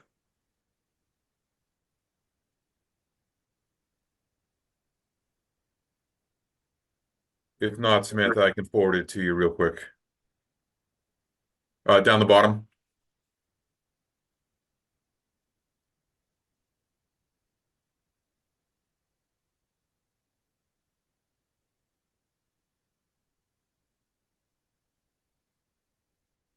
You blow it up a little bit, Samantha. It's hard for me to. I'm trying to read it out loud, and just do your zoom in slider from 100 to maybe 120 or something. Okay. Brought to my attention that the owners of the property seeking a variance for well construction permit raises concerns. Considering a home with established public water is adding a well. Spoke to Mr. McPartland about the reasoning. He mentioned water quality. Historically, this area has no issues of water quality. Assumption is that the aging water line on the private side of the property is the reason for poor water quality. Recommendation to upgrade the service. Many other factors in the application stated there would be no cross connection, but that is impossible to assure once the permit has been approved. Other concerns are the possibility of public use of this well water. Number of bedrooms alone puts this well into a public water supply category, and that would have to be approved by the state and DEP. So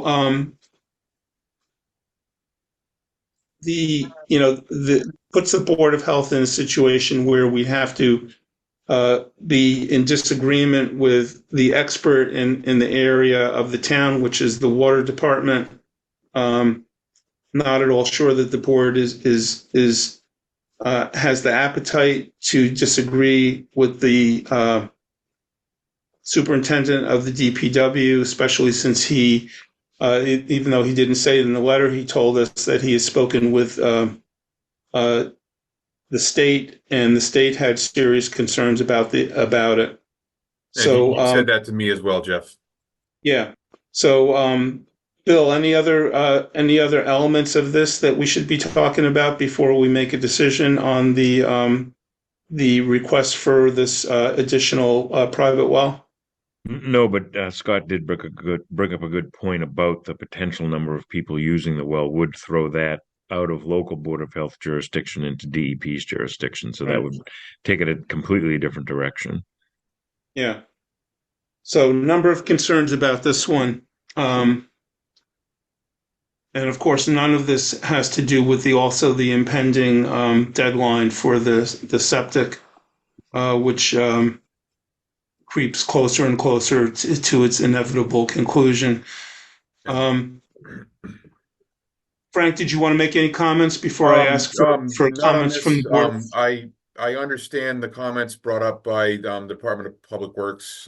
He's right that while whatever connection that they make for the well to the kitchen, having that being essentially air gapped from any other water supply connection, there's no way to ensure that doesn't get cross connected in the future.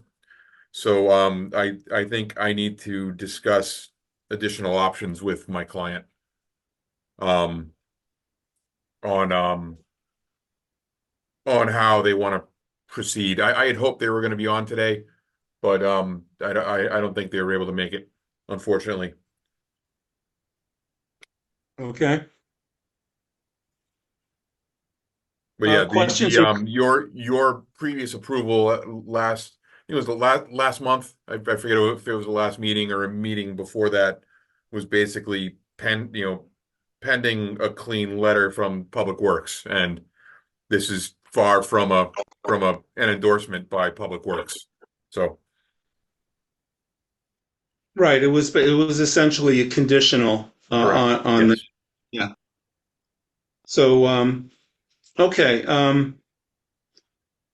Thanks, Frank. Samantha, Sheila, questions, comments? Not at this time. No questions. Okay. Linda? I guess what are our next steps then? Don't we have, this is just for informational purposes here? No. No, this is a decision that the board needs to make as to whether we're going to approve the request for this installation of this private well for the kitchen and laundry. Against the superintendent's concerns. Correct.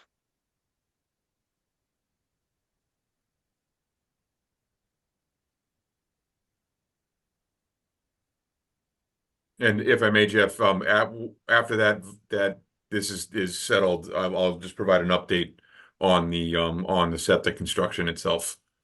Sure, that'd be great. All right, so can we have a motion? I'll state my own personal opinion as a member of the Board of Health, which is that I have no reason to advise against what Scott is recommending based on his opinion and as water from the Water Department as Commissioner of Department of Public Works, and would not be in favor of allowing this the permit of this well. That's my in the discussion of the issue. That's my position. I'd like to hear from Sheila and Melinda about their position, and then let's see if we can come up with a motion and a vote. I had concerns, I think, a little bit from the beginning, just for the potential of them. They were talking about cutting the bedrooms down, but you never kind of know what's going to happen in the future. So I think that I would be very hesitant to go against the superintendent. I think he brings up a lot of good points, and I agree with Jeff. Yeah, I think it's really incumbent on us to kind of defer to the experts on the DPW in this instance, and as Frank mentioned too, to bring some other options to the property owners.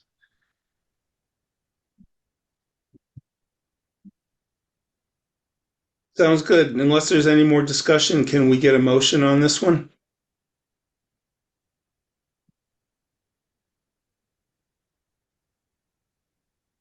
So I will move that the Board of Health. Quick question, Jeff.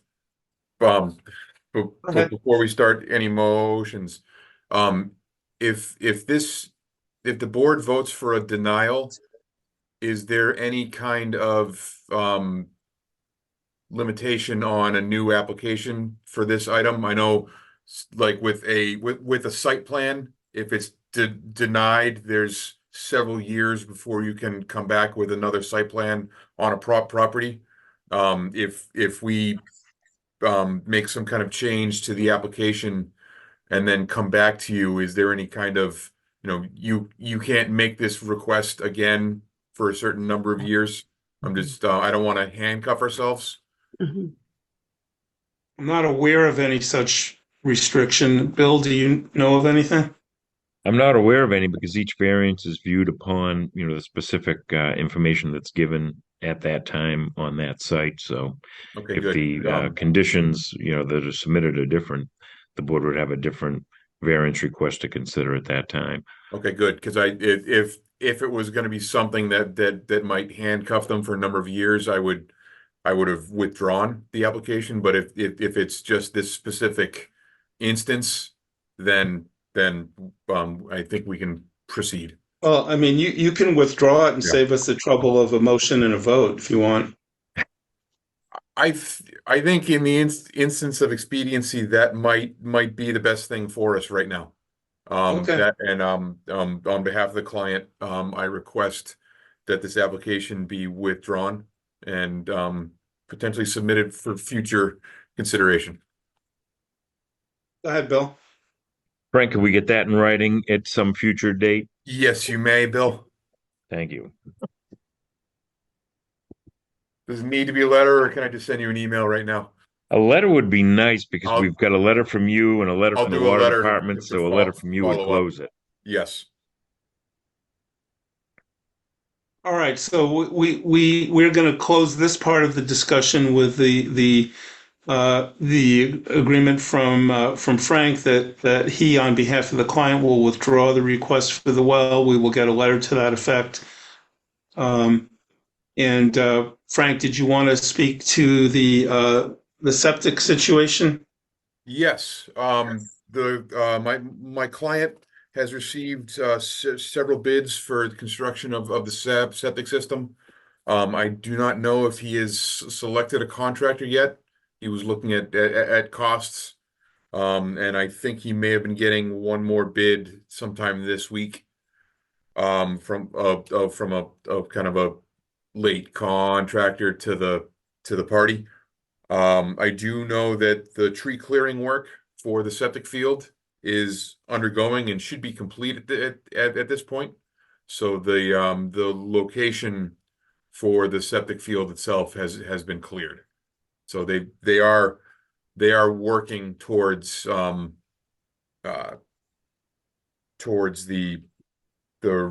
requirement, but I don't know if I do not think they'll be able to meet the June 30th full certificate of compliance deadline.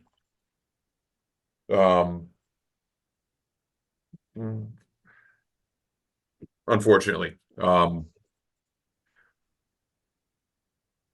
Okay, well, I appreciate that update. If there are any other updates on that progress that you want to make the board aware of as they occur, we're certainly happy to hear about them in between board meetings, just so that we're informed. And I think what might be best for my client is if I formally request an extension on that, and I will follow up with him to find out if he's selected a contractor yet, and update the board accordingly.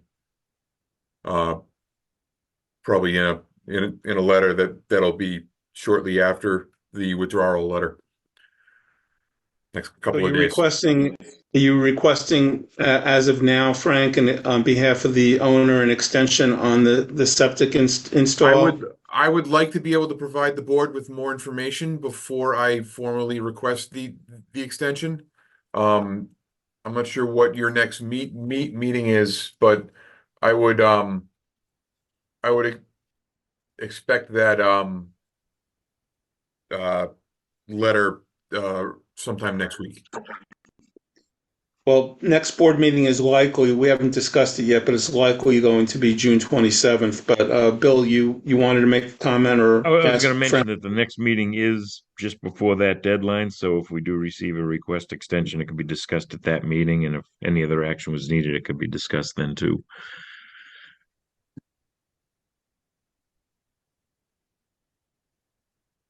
Thank you. Right. So I don't think we need to do anything. I think we've got expecting a letter from Frank to the board and to Bill about withdrawing the application for the well, and hopefully getting an update on the septic installation and that progress, potentially with a request for an extension. Anything else on the ongoing saga of 679 George Hill? I don't believe so. Okay. Not that I've heard, Jeff. Okay.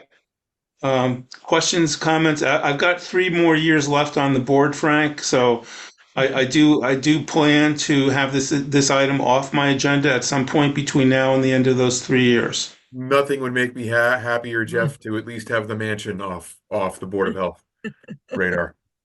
We'd love to see you for other business at a future time. All right, very good. Let's move on. I think we can move on.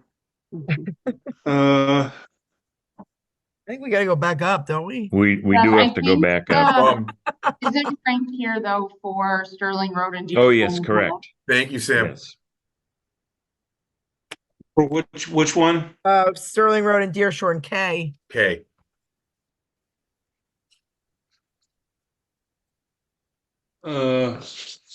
Yeah, I've got an older version of the agenda. Okay, Sterling Road. Okay, let's go for that one. Bill, do you want to introduce it? Frank may have a better idea than me. I was contacted by the engineer of potential buyer of that property to discuss the potential of putting septics in versus sewer, and they've been in discussion with the sewer districts. I'm not quite sure what the latest uh, decision is on that.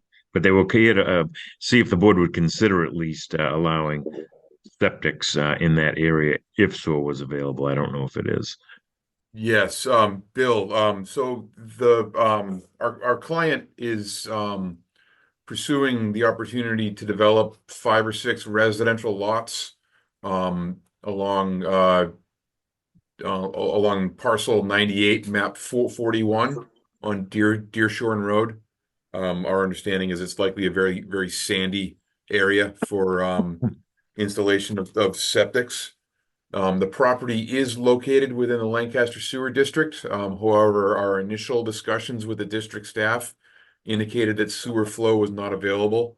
We did receive a phone call kind of at the last minute yesterday that the district has found some flow that might meet our needs. However, the circumstances of that would be that the client would need to basically pay all of the Lancaster Sewer District Commission fees almost before he would finalize the purchase of the property.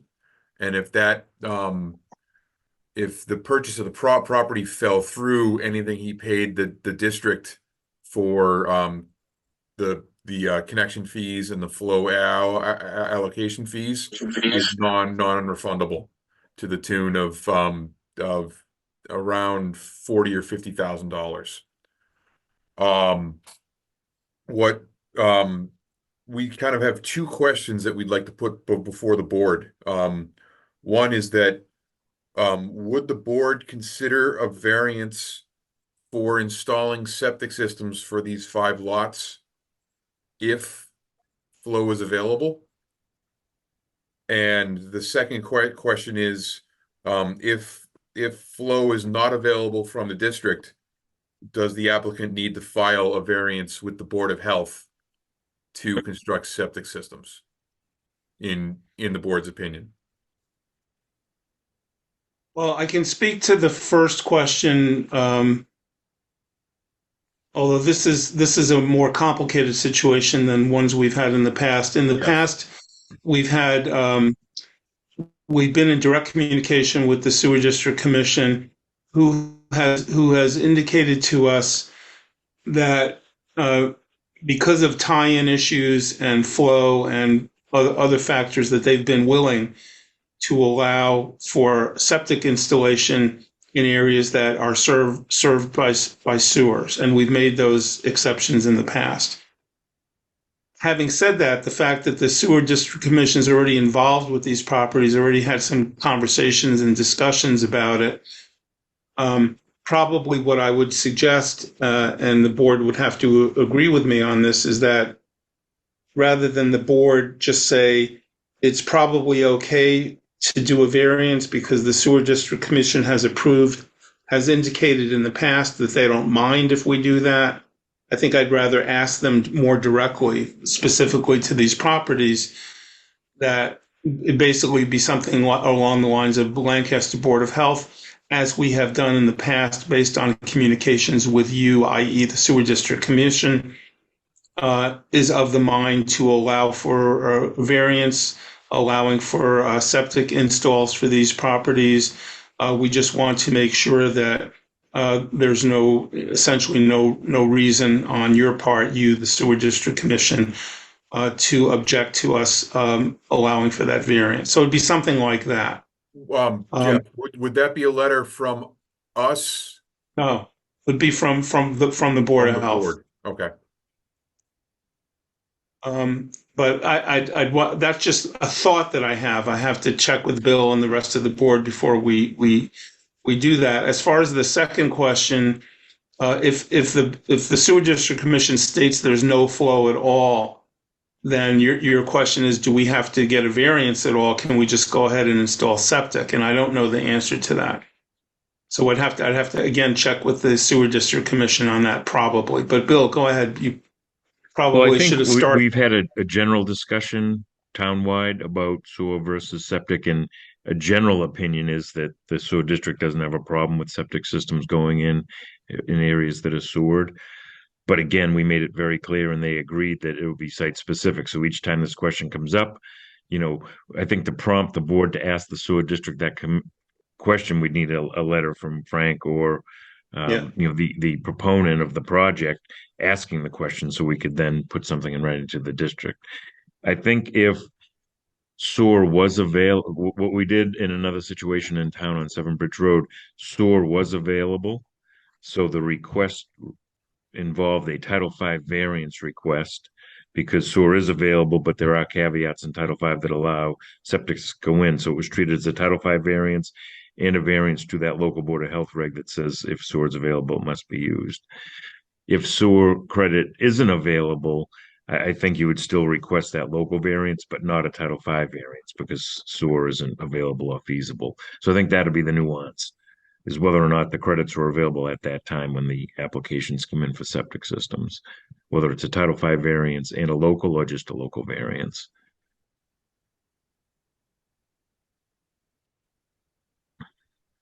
So to sum up, Bill, so what we're looking for is, again, a letter from the developer or the developer's designee stating what they would like, which we would then use as fodder for our communication to the Sewer District Commission, get their permission, their sign off as we have in the past that they'll be allowing septic install for these properties.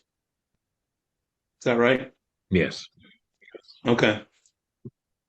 Sheila, Melinda, you guys following this? Any questions, comments, or concerns about the direction this one is going?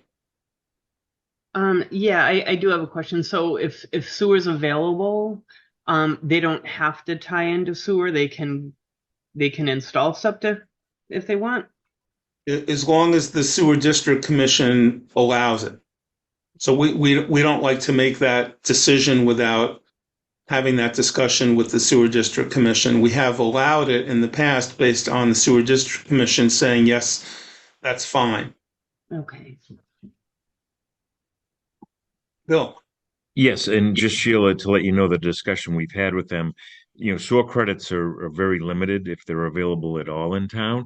So the sewer district felt, if a site has decent soils and a septic could be put in, they wouldn't oppose that because that would allow those credits to be available perhaps on a site that doesn't have favorable conditions for septic systems. So, Okay. the limited credits they have, they'd like to be used where they're absolutely necessary versus an area that might be sandy and a septic system, is easily designed and installed.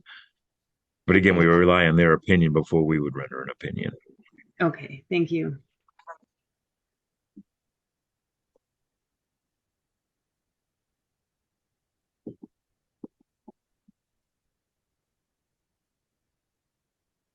And that is my understanding as far as what this property.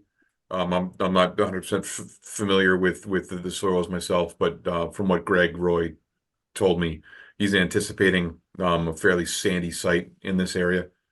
Although dear Sean, I may have done testing in this area a long time ago and remember it being sandy. Okay. I think we're good on this one. I think so too. I think I have my marching orders to bring back to Greg, which is essentially a letter to the Lancaster Board of Health with our intentions, and we more or less have that written.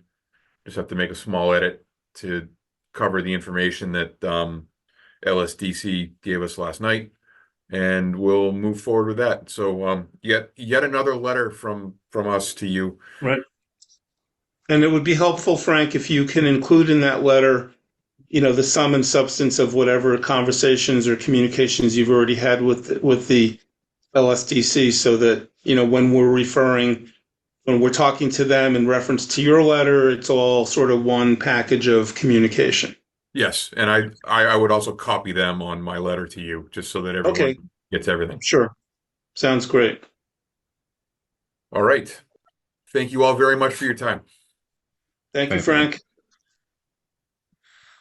All right, let's go back and back up the list. I think I missed a couple of things along the way, maybe intentionally, maybe not. Did we cover 194 Grant Way? Actually, one up on that is 700 see. Fort Pond Road. Oh, right. Okay. Uh, so,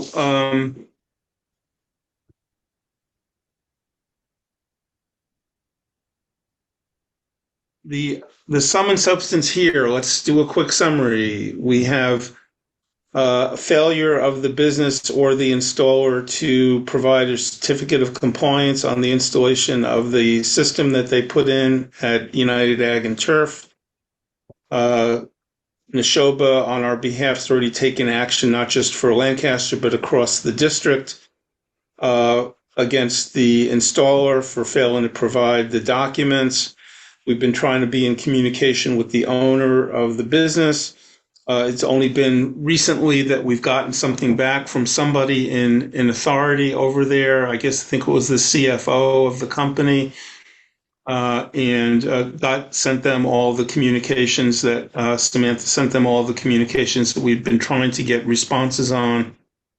And I guess the question is, we've also been working with the town clerk, to try to see if there's any action that we can take against the business. Not that we want to take action against the business, just that the business has been in resounding non-compliance for several months now on this issue.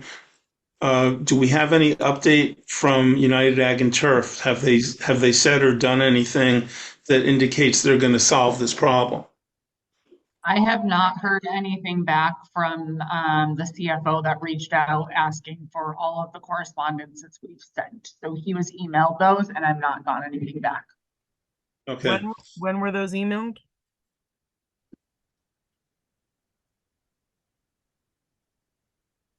One second, I can look that up. Because wasn't there an issue where we didn't send the letter certified?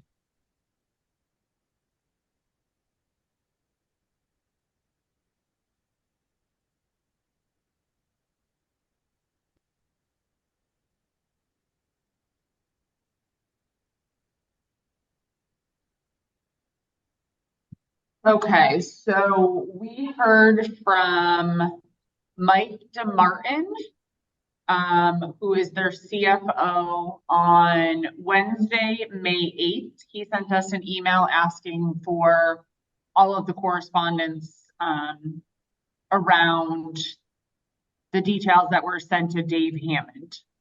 And then I responded to him the next day with all of the letters that we have sent. And yes, some of them did go certified to Dave, not to Mike. Mike's had just been emailed. Okay. So this was May 8th. You said May 8th? May 8th, he contacted us, yes. And you sent them on May 8th?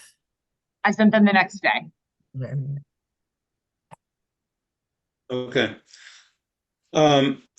In the meantime, I've attempted to have a communication with Kathy Rocco in the administrator's office of the town to see what, if any, action is potentially possible that's a nice mangling of the English language. What action might be possible to be taken by the town via the select board or via somebody? A town clerk had already told us that she really could not do anything. And I still have not heard back from Kathy on that one. I sent her a reminder on that just today. So,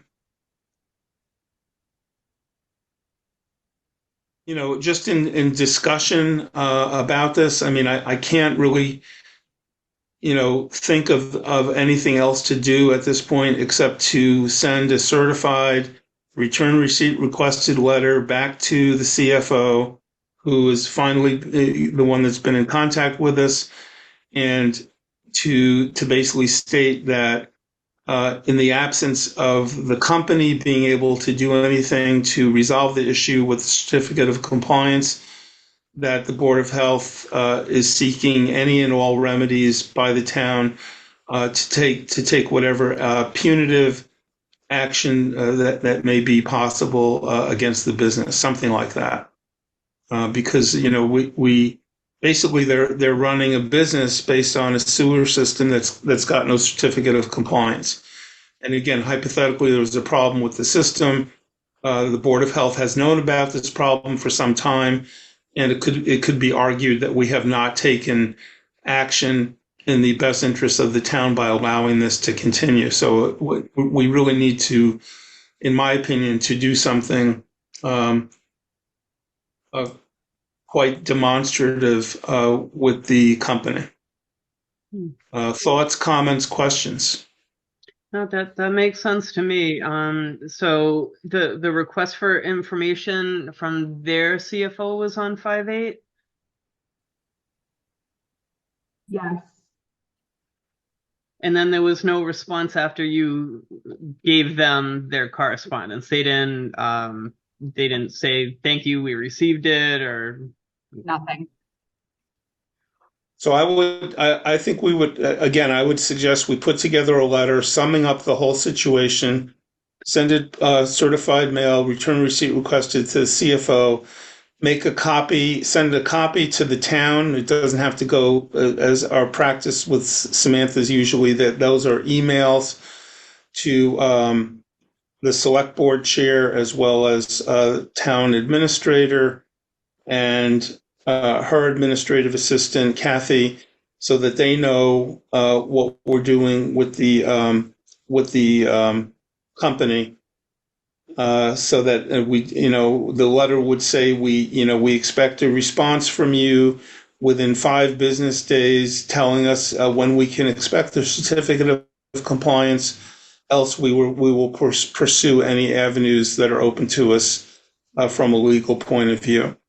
That way, the town knows what's coming, because the next step would be if they don't respond to that, which I find hard to believe, but all this has been kind of hard to believe. Then we would then go to the town and say, as per the letter that we sent to Mr. I don't remember his name, the CFO of the company, we have still not heard back, and we're requesting that the town assist us in action demanding resolution or forfeiture of the business license or something to that, whatever is available via town council.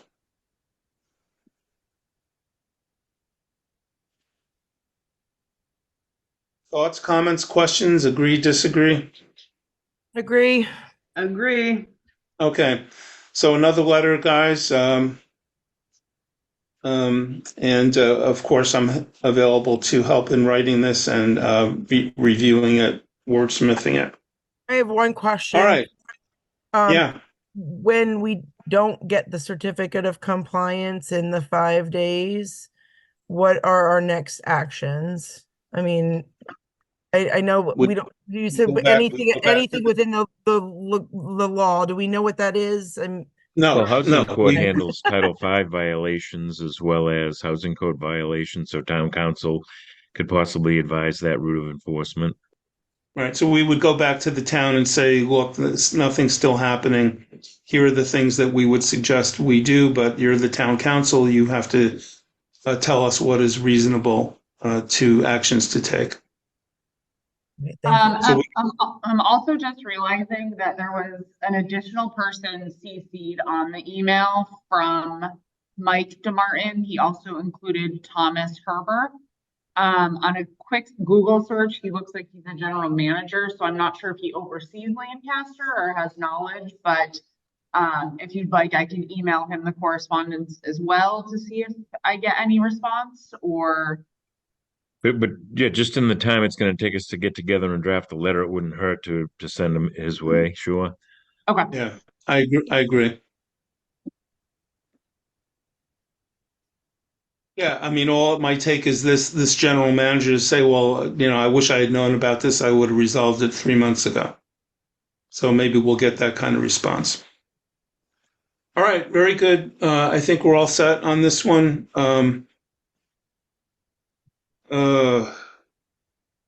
194 Grantway? Same as last meeting's report. I have not heard from the owners of that home that complained about coming out to investigate the dust complaint. Right. And I have not reached out to owner to see if the piles have been Yeah. moved. So I can do either, or we can sit tight if the complainant isn't contacting us. I'm assuming that condition doesn't exist. Yeah, I don't think we should do anything. I think we should remove this from the agenda. And, we're going to, at some point, we're either going to hear nothing and the issue is dead or resolved, or we'll hear back from the complainant saying that they're still getting dust. And at that point, we can take it up again, go back to the owner of the business. You said you were going to move the pile? Did you move all that stuff? But I don't think we need to do that right now. Right. The last email I got from the owner said that they would be in touch to do a site visit. So that has not occurred. Right. Okay.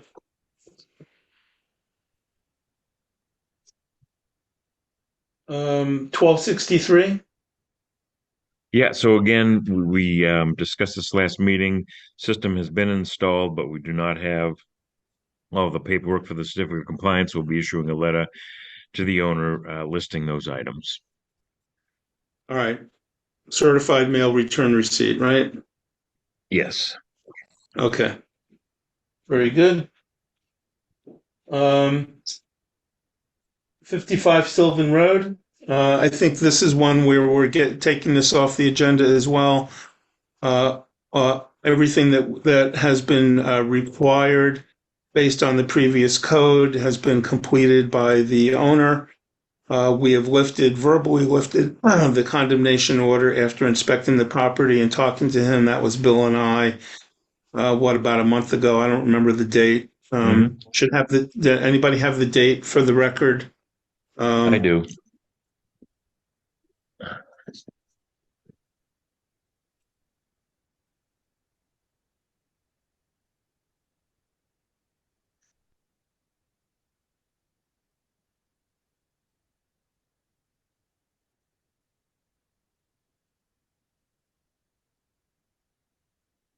Yes, so May 1st. We did two inspections. One was Melinda, John, and myself on April 24th of 2024, and Jeff and I on May 1st of 2024. Right. So it was the May 1st inspection where we cleared the property of the condemnation, notified the owner, and so we're just sort of dotting the I's and crossing the T's in this meeting that item is complete, condemnation's been lifted, and we can remove this item from our agenda. Yes, I emailed Peter the letter stating it was lifted on May 2nd. Okay. Thank you, Samantha. Item J, Nationwide Auto Recycling. That's kind of a follow-up. If you remember, the engineer had met with us about respecting a design or an actual flow for the property that was under the design flow to allow their zone 1 for the proposed public water supply well to stay on their property. So basically, a system was put in for a larger flow for a different use. Current use flow is lower, therefore that zone 1 would be smaller and stay on their property, which allowed them to move forward with DEP to get that public water supply approved. And this is the actual approval from the DEP that kind of puts that process to an end. So we're all set with this one, Bill. We can take this off. Kind of an FYI that's the final result that the well was approved by DEP. Yep. Okay. Questions, comments, Melinda, Sheila, before I put this one to bed? Okay.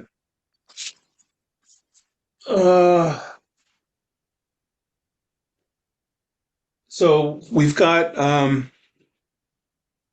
an item with regard to some equipment that was supposed to, that ideally was, I'm sorry.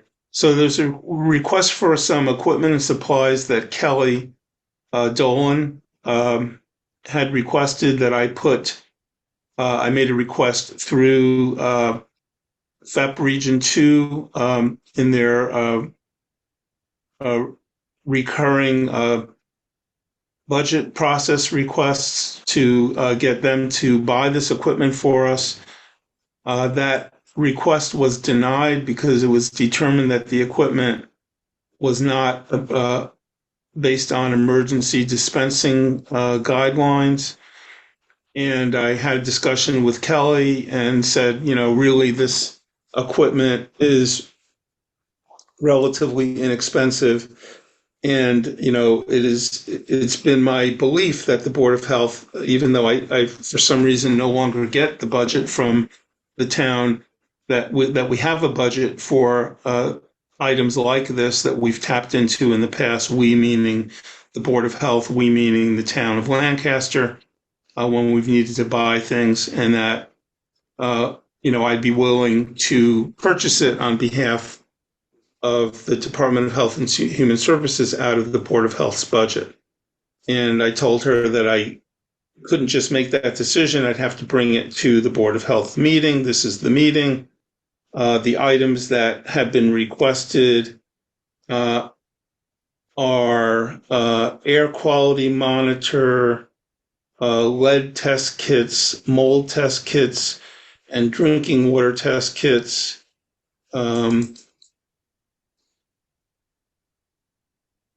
So the total cost of all four things is only $140.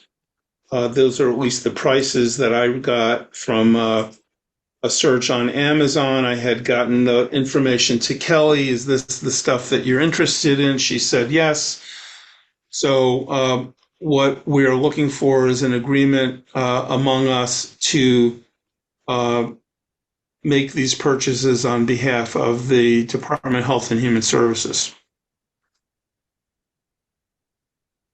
Can I just ask some questions? Not that I'm against it or anything, but did they say why they denied these things? It just says, they were rejected. Yeah, I thought I just said that they denied it because they did not meet the criteria for emergency dispensing process. They were not things that were considered to be necessary in a state of emergency. State of emergency. Okay. They didn't. There was a guide or something that you had mentioned. I guess is that available so that we know what that is? What is there? You said there was a guide or something. According to their guide, they have a guide of what they allow. No. There may be, but I'm not aware of it. It's been sort of a learning curve for me over the last few years about what's acceptable and what isn't. A lot of it has to do with what's been approved in the past, what people think, who's in attendance at that particular FEP meeting. So it isn't. I'm not trying to make it sound like it's without reason, but it's basically the group consciousness about whether these items of equipment, the supplies or equipment are of an emergency nature. For most of the previous requests that we've made, all of them, in fact, have been approved. We bought a number of things for the town through FEP, including a wheelchair ramp. There's some other things that we've done recently, Samantha. I can't remember all of them, but they're usually approved, but these items were just outside of the scope. We got like some sharps containers and some warming blankets, the wheelchair ramp, a few other things. Yeah. Okay. Trying to understand the scope so we know what for the future, but we shouldn't make that. We should not make any assumption. If we need something, my suggestion is when we need something, we should just ask for it, and it's either approved or denied. I mean, if it's something, if it's something that's obviously got no basis at all in public health, then I wouldn't even bother asking. But better to ask and be denied than to not ask at all. So, and does Health and Human Services have a budget themselves, or do they not have a budget, or? I don't know. I I didn't ask. I offered to do this out of money that we had been given through a long time ago, about 2 or 3, well, probably about 3 years ago now, maybe longer, by Orchard Hills Gym. We had been given a fairly sizable donation that I'm quite convinced would be felt to be reasonable to use that money. And rather than tap into what might be limited budget, that Department of Health and Human Services probably has some limitations on their budget. This money that we have in our budget has been sort of sitting there for some time, not really being used. I thought it would be reasonable for us to take that tab.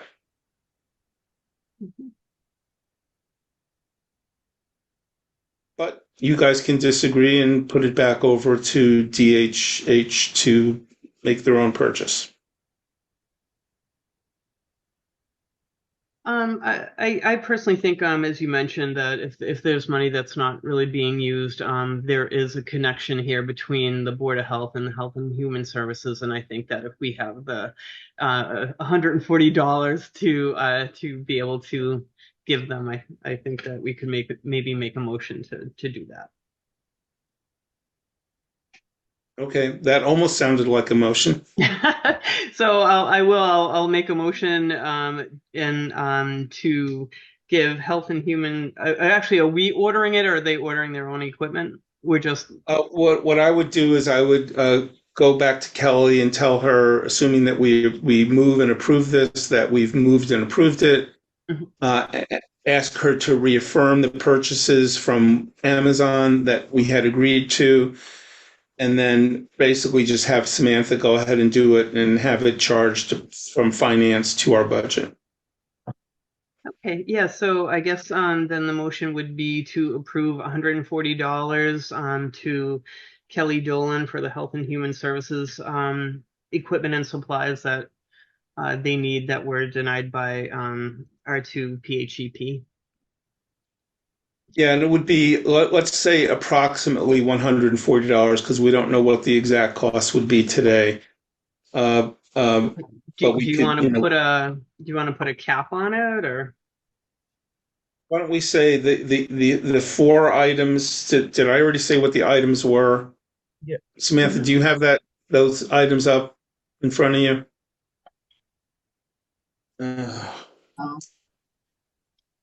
All right, it just seems like it's mold kits and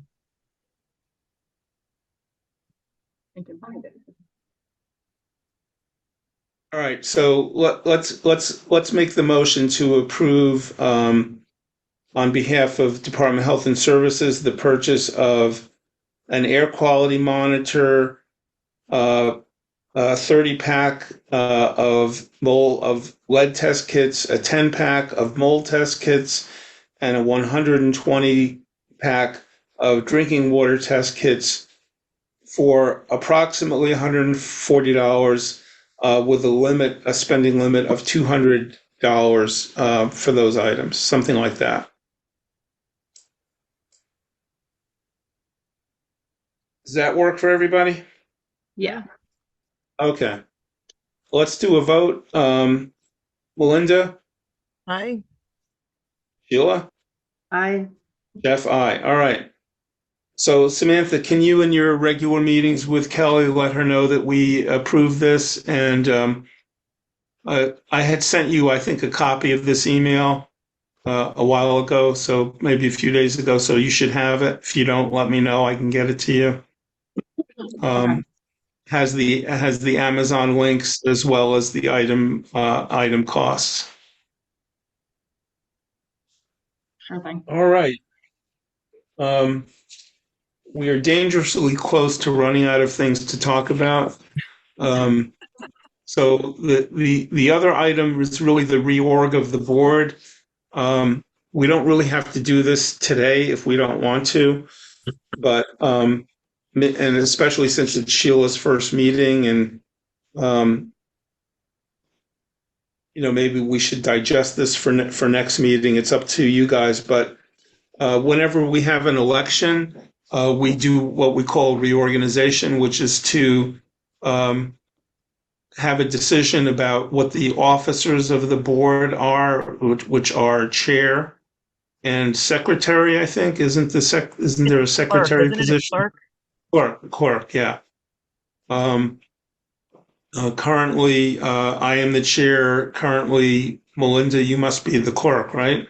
Denise was the clerk. I'm just the member. It was never Denise reorged after Denise left. never reorged. Yeah. Right. So Denise left, and then John came in as a temporary. So we should at least have somebody be a clerk. We should plan for my succession from chair to just a regular board member.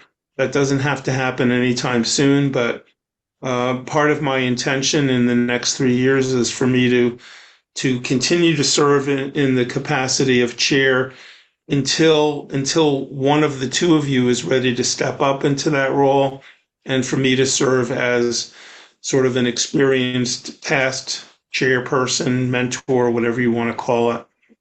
I'm willing to stay as chair for some time, but probably shouldn't be for a long time. And the role of clerk, I'm not even sure exactly what the role of clerk is. I think the clerk is responsible in the absence of anybody else to take minutes and to make sure that minutes are posted and things like that. In the past, we have needed to activate that position because we have not always had the support that we get from the remarkable Samantha Zedeker. So, but we should still have a clerk anyway. The other two items are the responsibilities that the board has to represent the town. One place is at FEP Region 2, Public Health Emergency Preparedness Group, which is a DPH Region 2 branch. And the second place is at Neshoba, Neshoba Associated Boards of Health, which is a role that John Farnsworth had served for a number of years. So we need Sheila and Melinda at some point to step into all of those roles. Somebody to represent us at FEP, somebody to represent us at Neshoba. Represent means attend meetings and be present for discussion, represent the town, the Board of Health at those meetings. And then to think about maybe stepping into a chair role at some point. So we can talk about it now, or you can just sort of sit on all that stuff and think about it until for another month. And then we can decide to do something at our next meeting.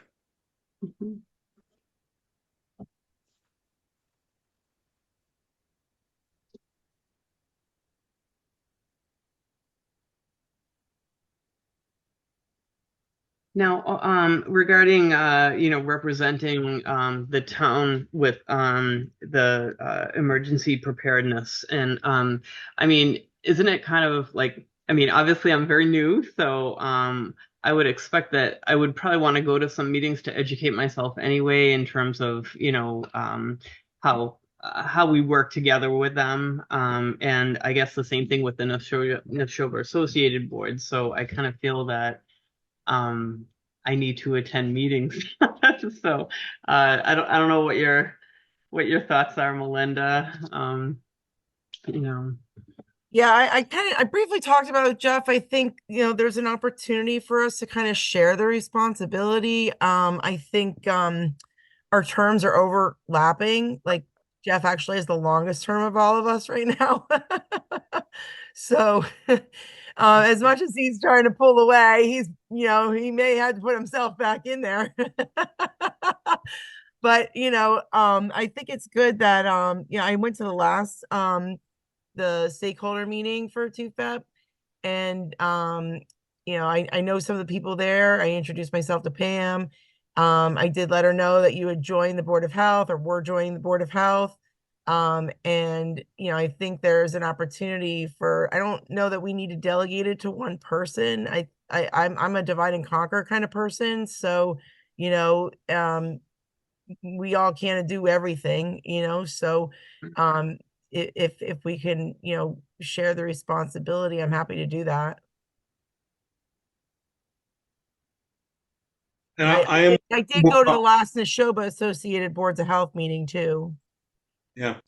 I think, I am more than happy to continue to go to the FEP meetings for whatever period of time would be comfortable to you, Sheila, or you, Melinda, or the combination of the two of you, which I'm not as clear as Melinda seems to be on how that would work, but I can go, so we can go together, and I can, you can be an observer, you can listen, you can ask me questions on the side.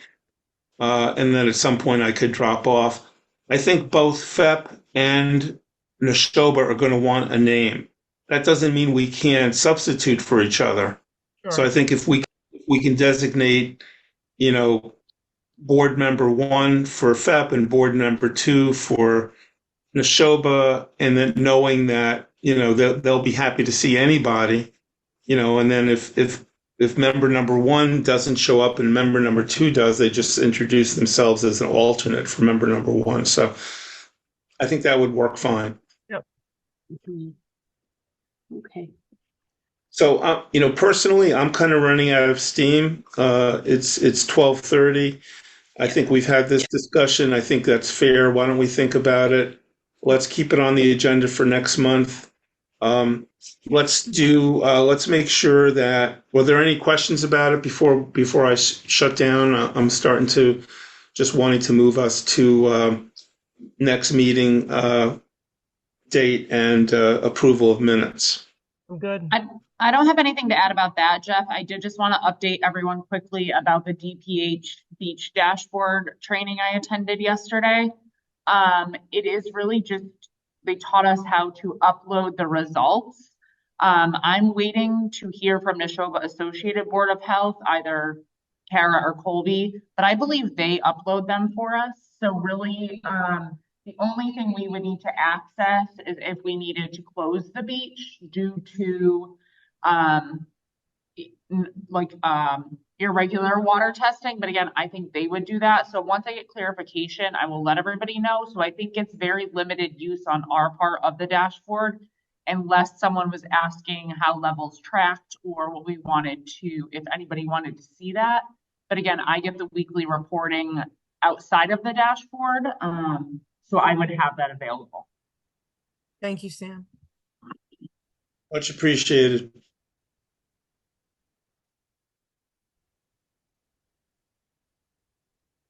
All right. Any other business before we move on to proposed meeting date and minutes approval?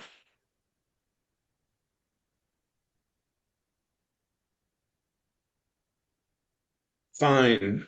I believe our next meeting would normally be scheduled for Thursday, June 27, 9:30 in the morning. I just checked my calendar. I'm okay. Does that work for everybody? Yes. Yep. All right. Fantastic. That will be our next meeting, and we have minutes that have been circulated for what date, Samantha, please? April 25th. April 25th minutes have been circulated, and no additional comments or changes have been made since they were circulated. So I'd entertain a motion to approve. I will make a motion to approve the minutes from the Thursday, April 25th meeting for the Board of Health. I'll second. Sheila, yay or nay? I think I need to abstain as I was not That's right. present. Sheila needs to abstain. She was not on the board at the time. Melinda, approval? Aye. Jeff, aye. Minutes are approved. We have another meeting date. I do want to thank everybody for what I think was quite a difficult meeting. This was not an easy meeting. This is In fact, I would call it an atypical meeting. There was a lot of emotion. There were a lot of difficult things on the agenda today. We are all human beings. We're not just rubber stamping members of a board, some anonymous board, and we have to make hard decisions. And I appreciate everybody going through that. It was not fun. It was not easy, and I'm left with quite a bit of feelings of some sadness about some of the issues, quite frankly. But it is what it is, and I think we're doing the right thing. So thank you all for being here. Sheila, your first meeting, tough meeting. Thank you for being here. I'm very excited, even if I don't sound it, just because I'm a little tired, about the three of us working together. And I hope future meetings will not be quite as difficult. Me too. All right. Thank you for your leadership, Jeff. I'd like to thank you for your leadership. It is it's what's the word I'm looking for? It's cool to watch you work. You really have a way of being able to facilitate the meeting and know what's going on behind the scenes, in addition to being able to hear and listen to what's going on during the meeting, and be able to take everything with a grain of salt, and be able to make those hard decisions, and be able to keep us on track. So I appreciate you. Well, thanks. I appreciate the kind words, and I appreciate your involvement too, and your perspective. It's all, there's a reason why there's three people, not just one person. So we're about to adjourn, but I noticed we've got somebody who's joined us, Lori Hinckley. Are you here for the Board of Health meeting, which is about to adjourn? Hello, a neighbor down the street had just mentioned that we were on the agenda today regarding 194 Grant Way with the sand issue that we had behind our house. My husband has sent a couple of emails. I can't think of the gentleman's name off the top of my head. But I wanted to jump in on this meeting just to see where you were in the meeting. But my husband has sent a couple of emails. We haven't heard back. So I don't know if that person can look for an email from Kevin Hinckley, or I can try and forward them. Well, if it was to Bill Brookings, I had asked for a phone call. I often get voicemail quicker than I get email, just due to my schedule. So Okay. if the conditions exist, I had asked to be contacted so we could set up a site visit. Okay. All But right. I'll certainly search for those emails. I can't say that I've seen them. I do have some historic emails back from like April, but I haven't really seen anything since. I'd be happy to look for them. Okay. Yeah, we could certainly set up a time. The pile still is there. There hasn't been a huge issue lately with all the rain that we've gotten. But my husband did have a chance to get a look at the permit. And it sounds like there is supposed to be some sort of dust control or mitigation back there, which is not happening. But Was your husband able to determine what entity's responsible for enforcing that dust control measure in that earth removal products permit? Because if there's already a dust control portion of the permit in place, it would certainly be wise to pursue that also. Right. I'd have to ask him. He's not here right now. But we can, if you'd like, we can call and set up a time where you can come out and look at the site. Yep, that'd be great. Okay. All right, we will do that once I can nail down his. Well, thanks for joining us, Glory. Appreciate you being here, and if you, your husband, and Bill can work together to get a time to discuss it, have another look at things. We will we'll do whatever makes sense to help resolve the issue. I appreciate that. Thank you very much. You're welcome. All righty. Maybe now we are able to entertain a motion for adjournment. I'll make a motion to adjourn today's meeting on May 30th at 12:37 p.m. I second it. All right, all in favor, Melinda, Aye. Sheila, Aye. Jeff, aye. Meeting is adjourned. Thank you all again very much.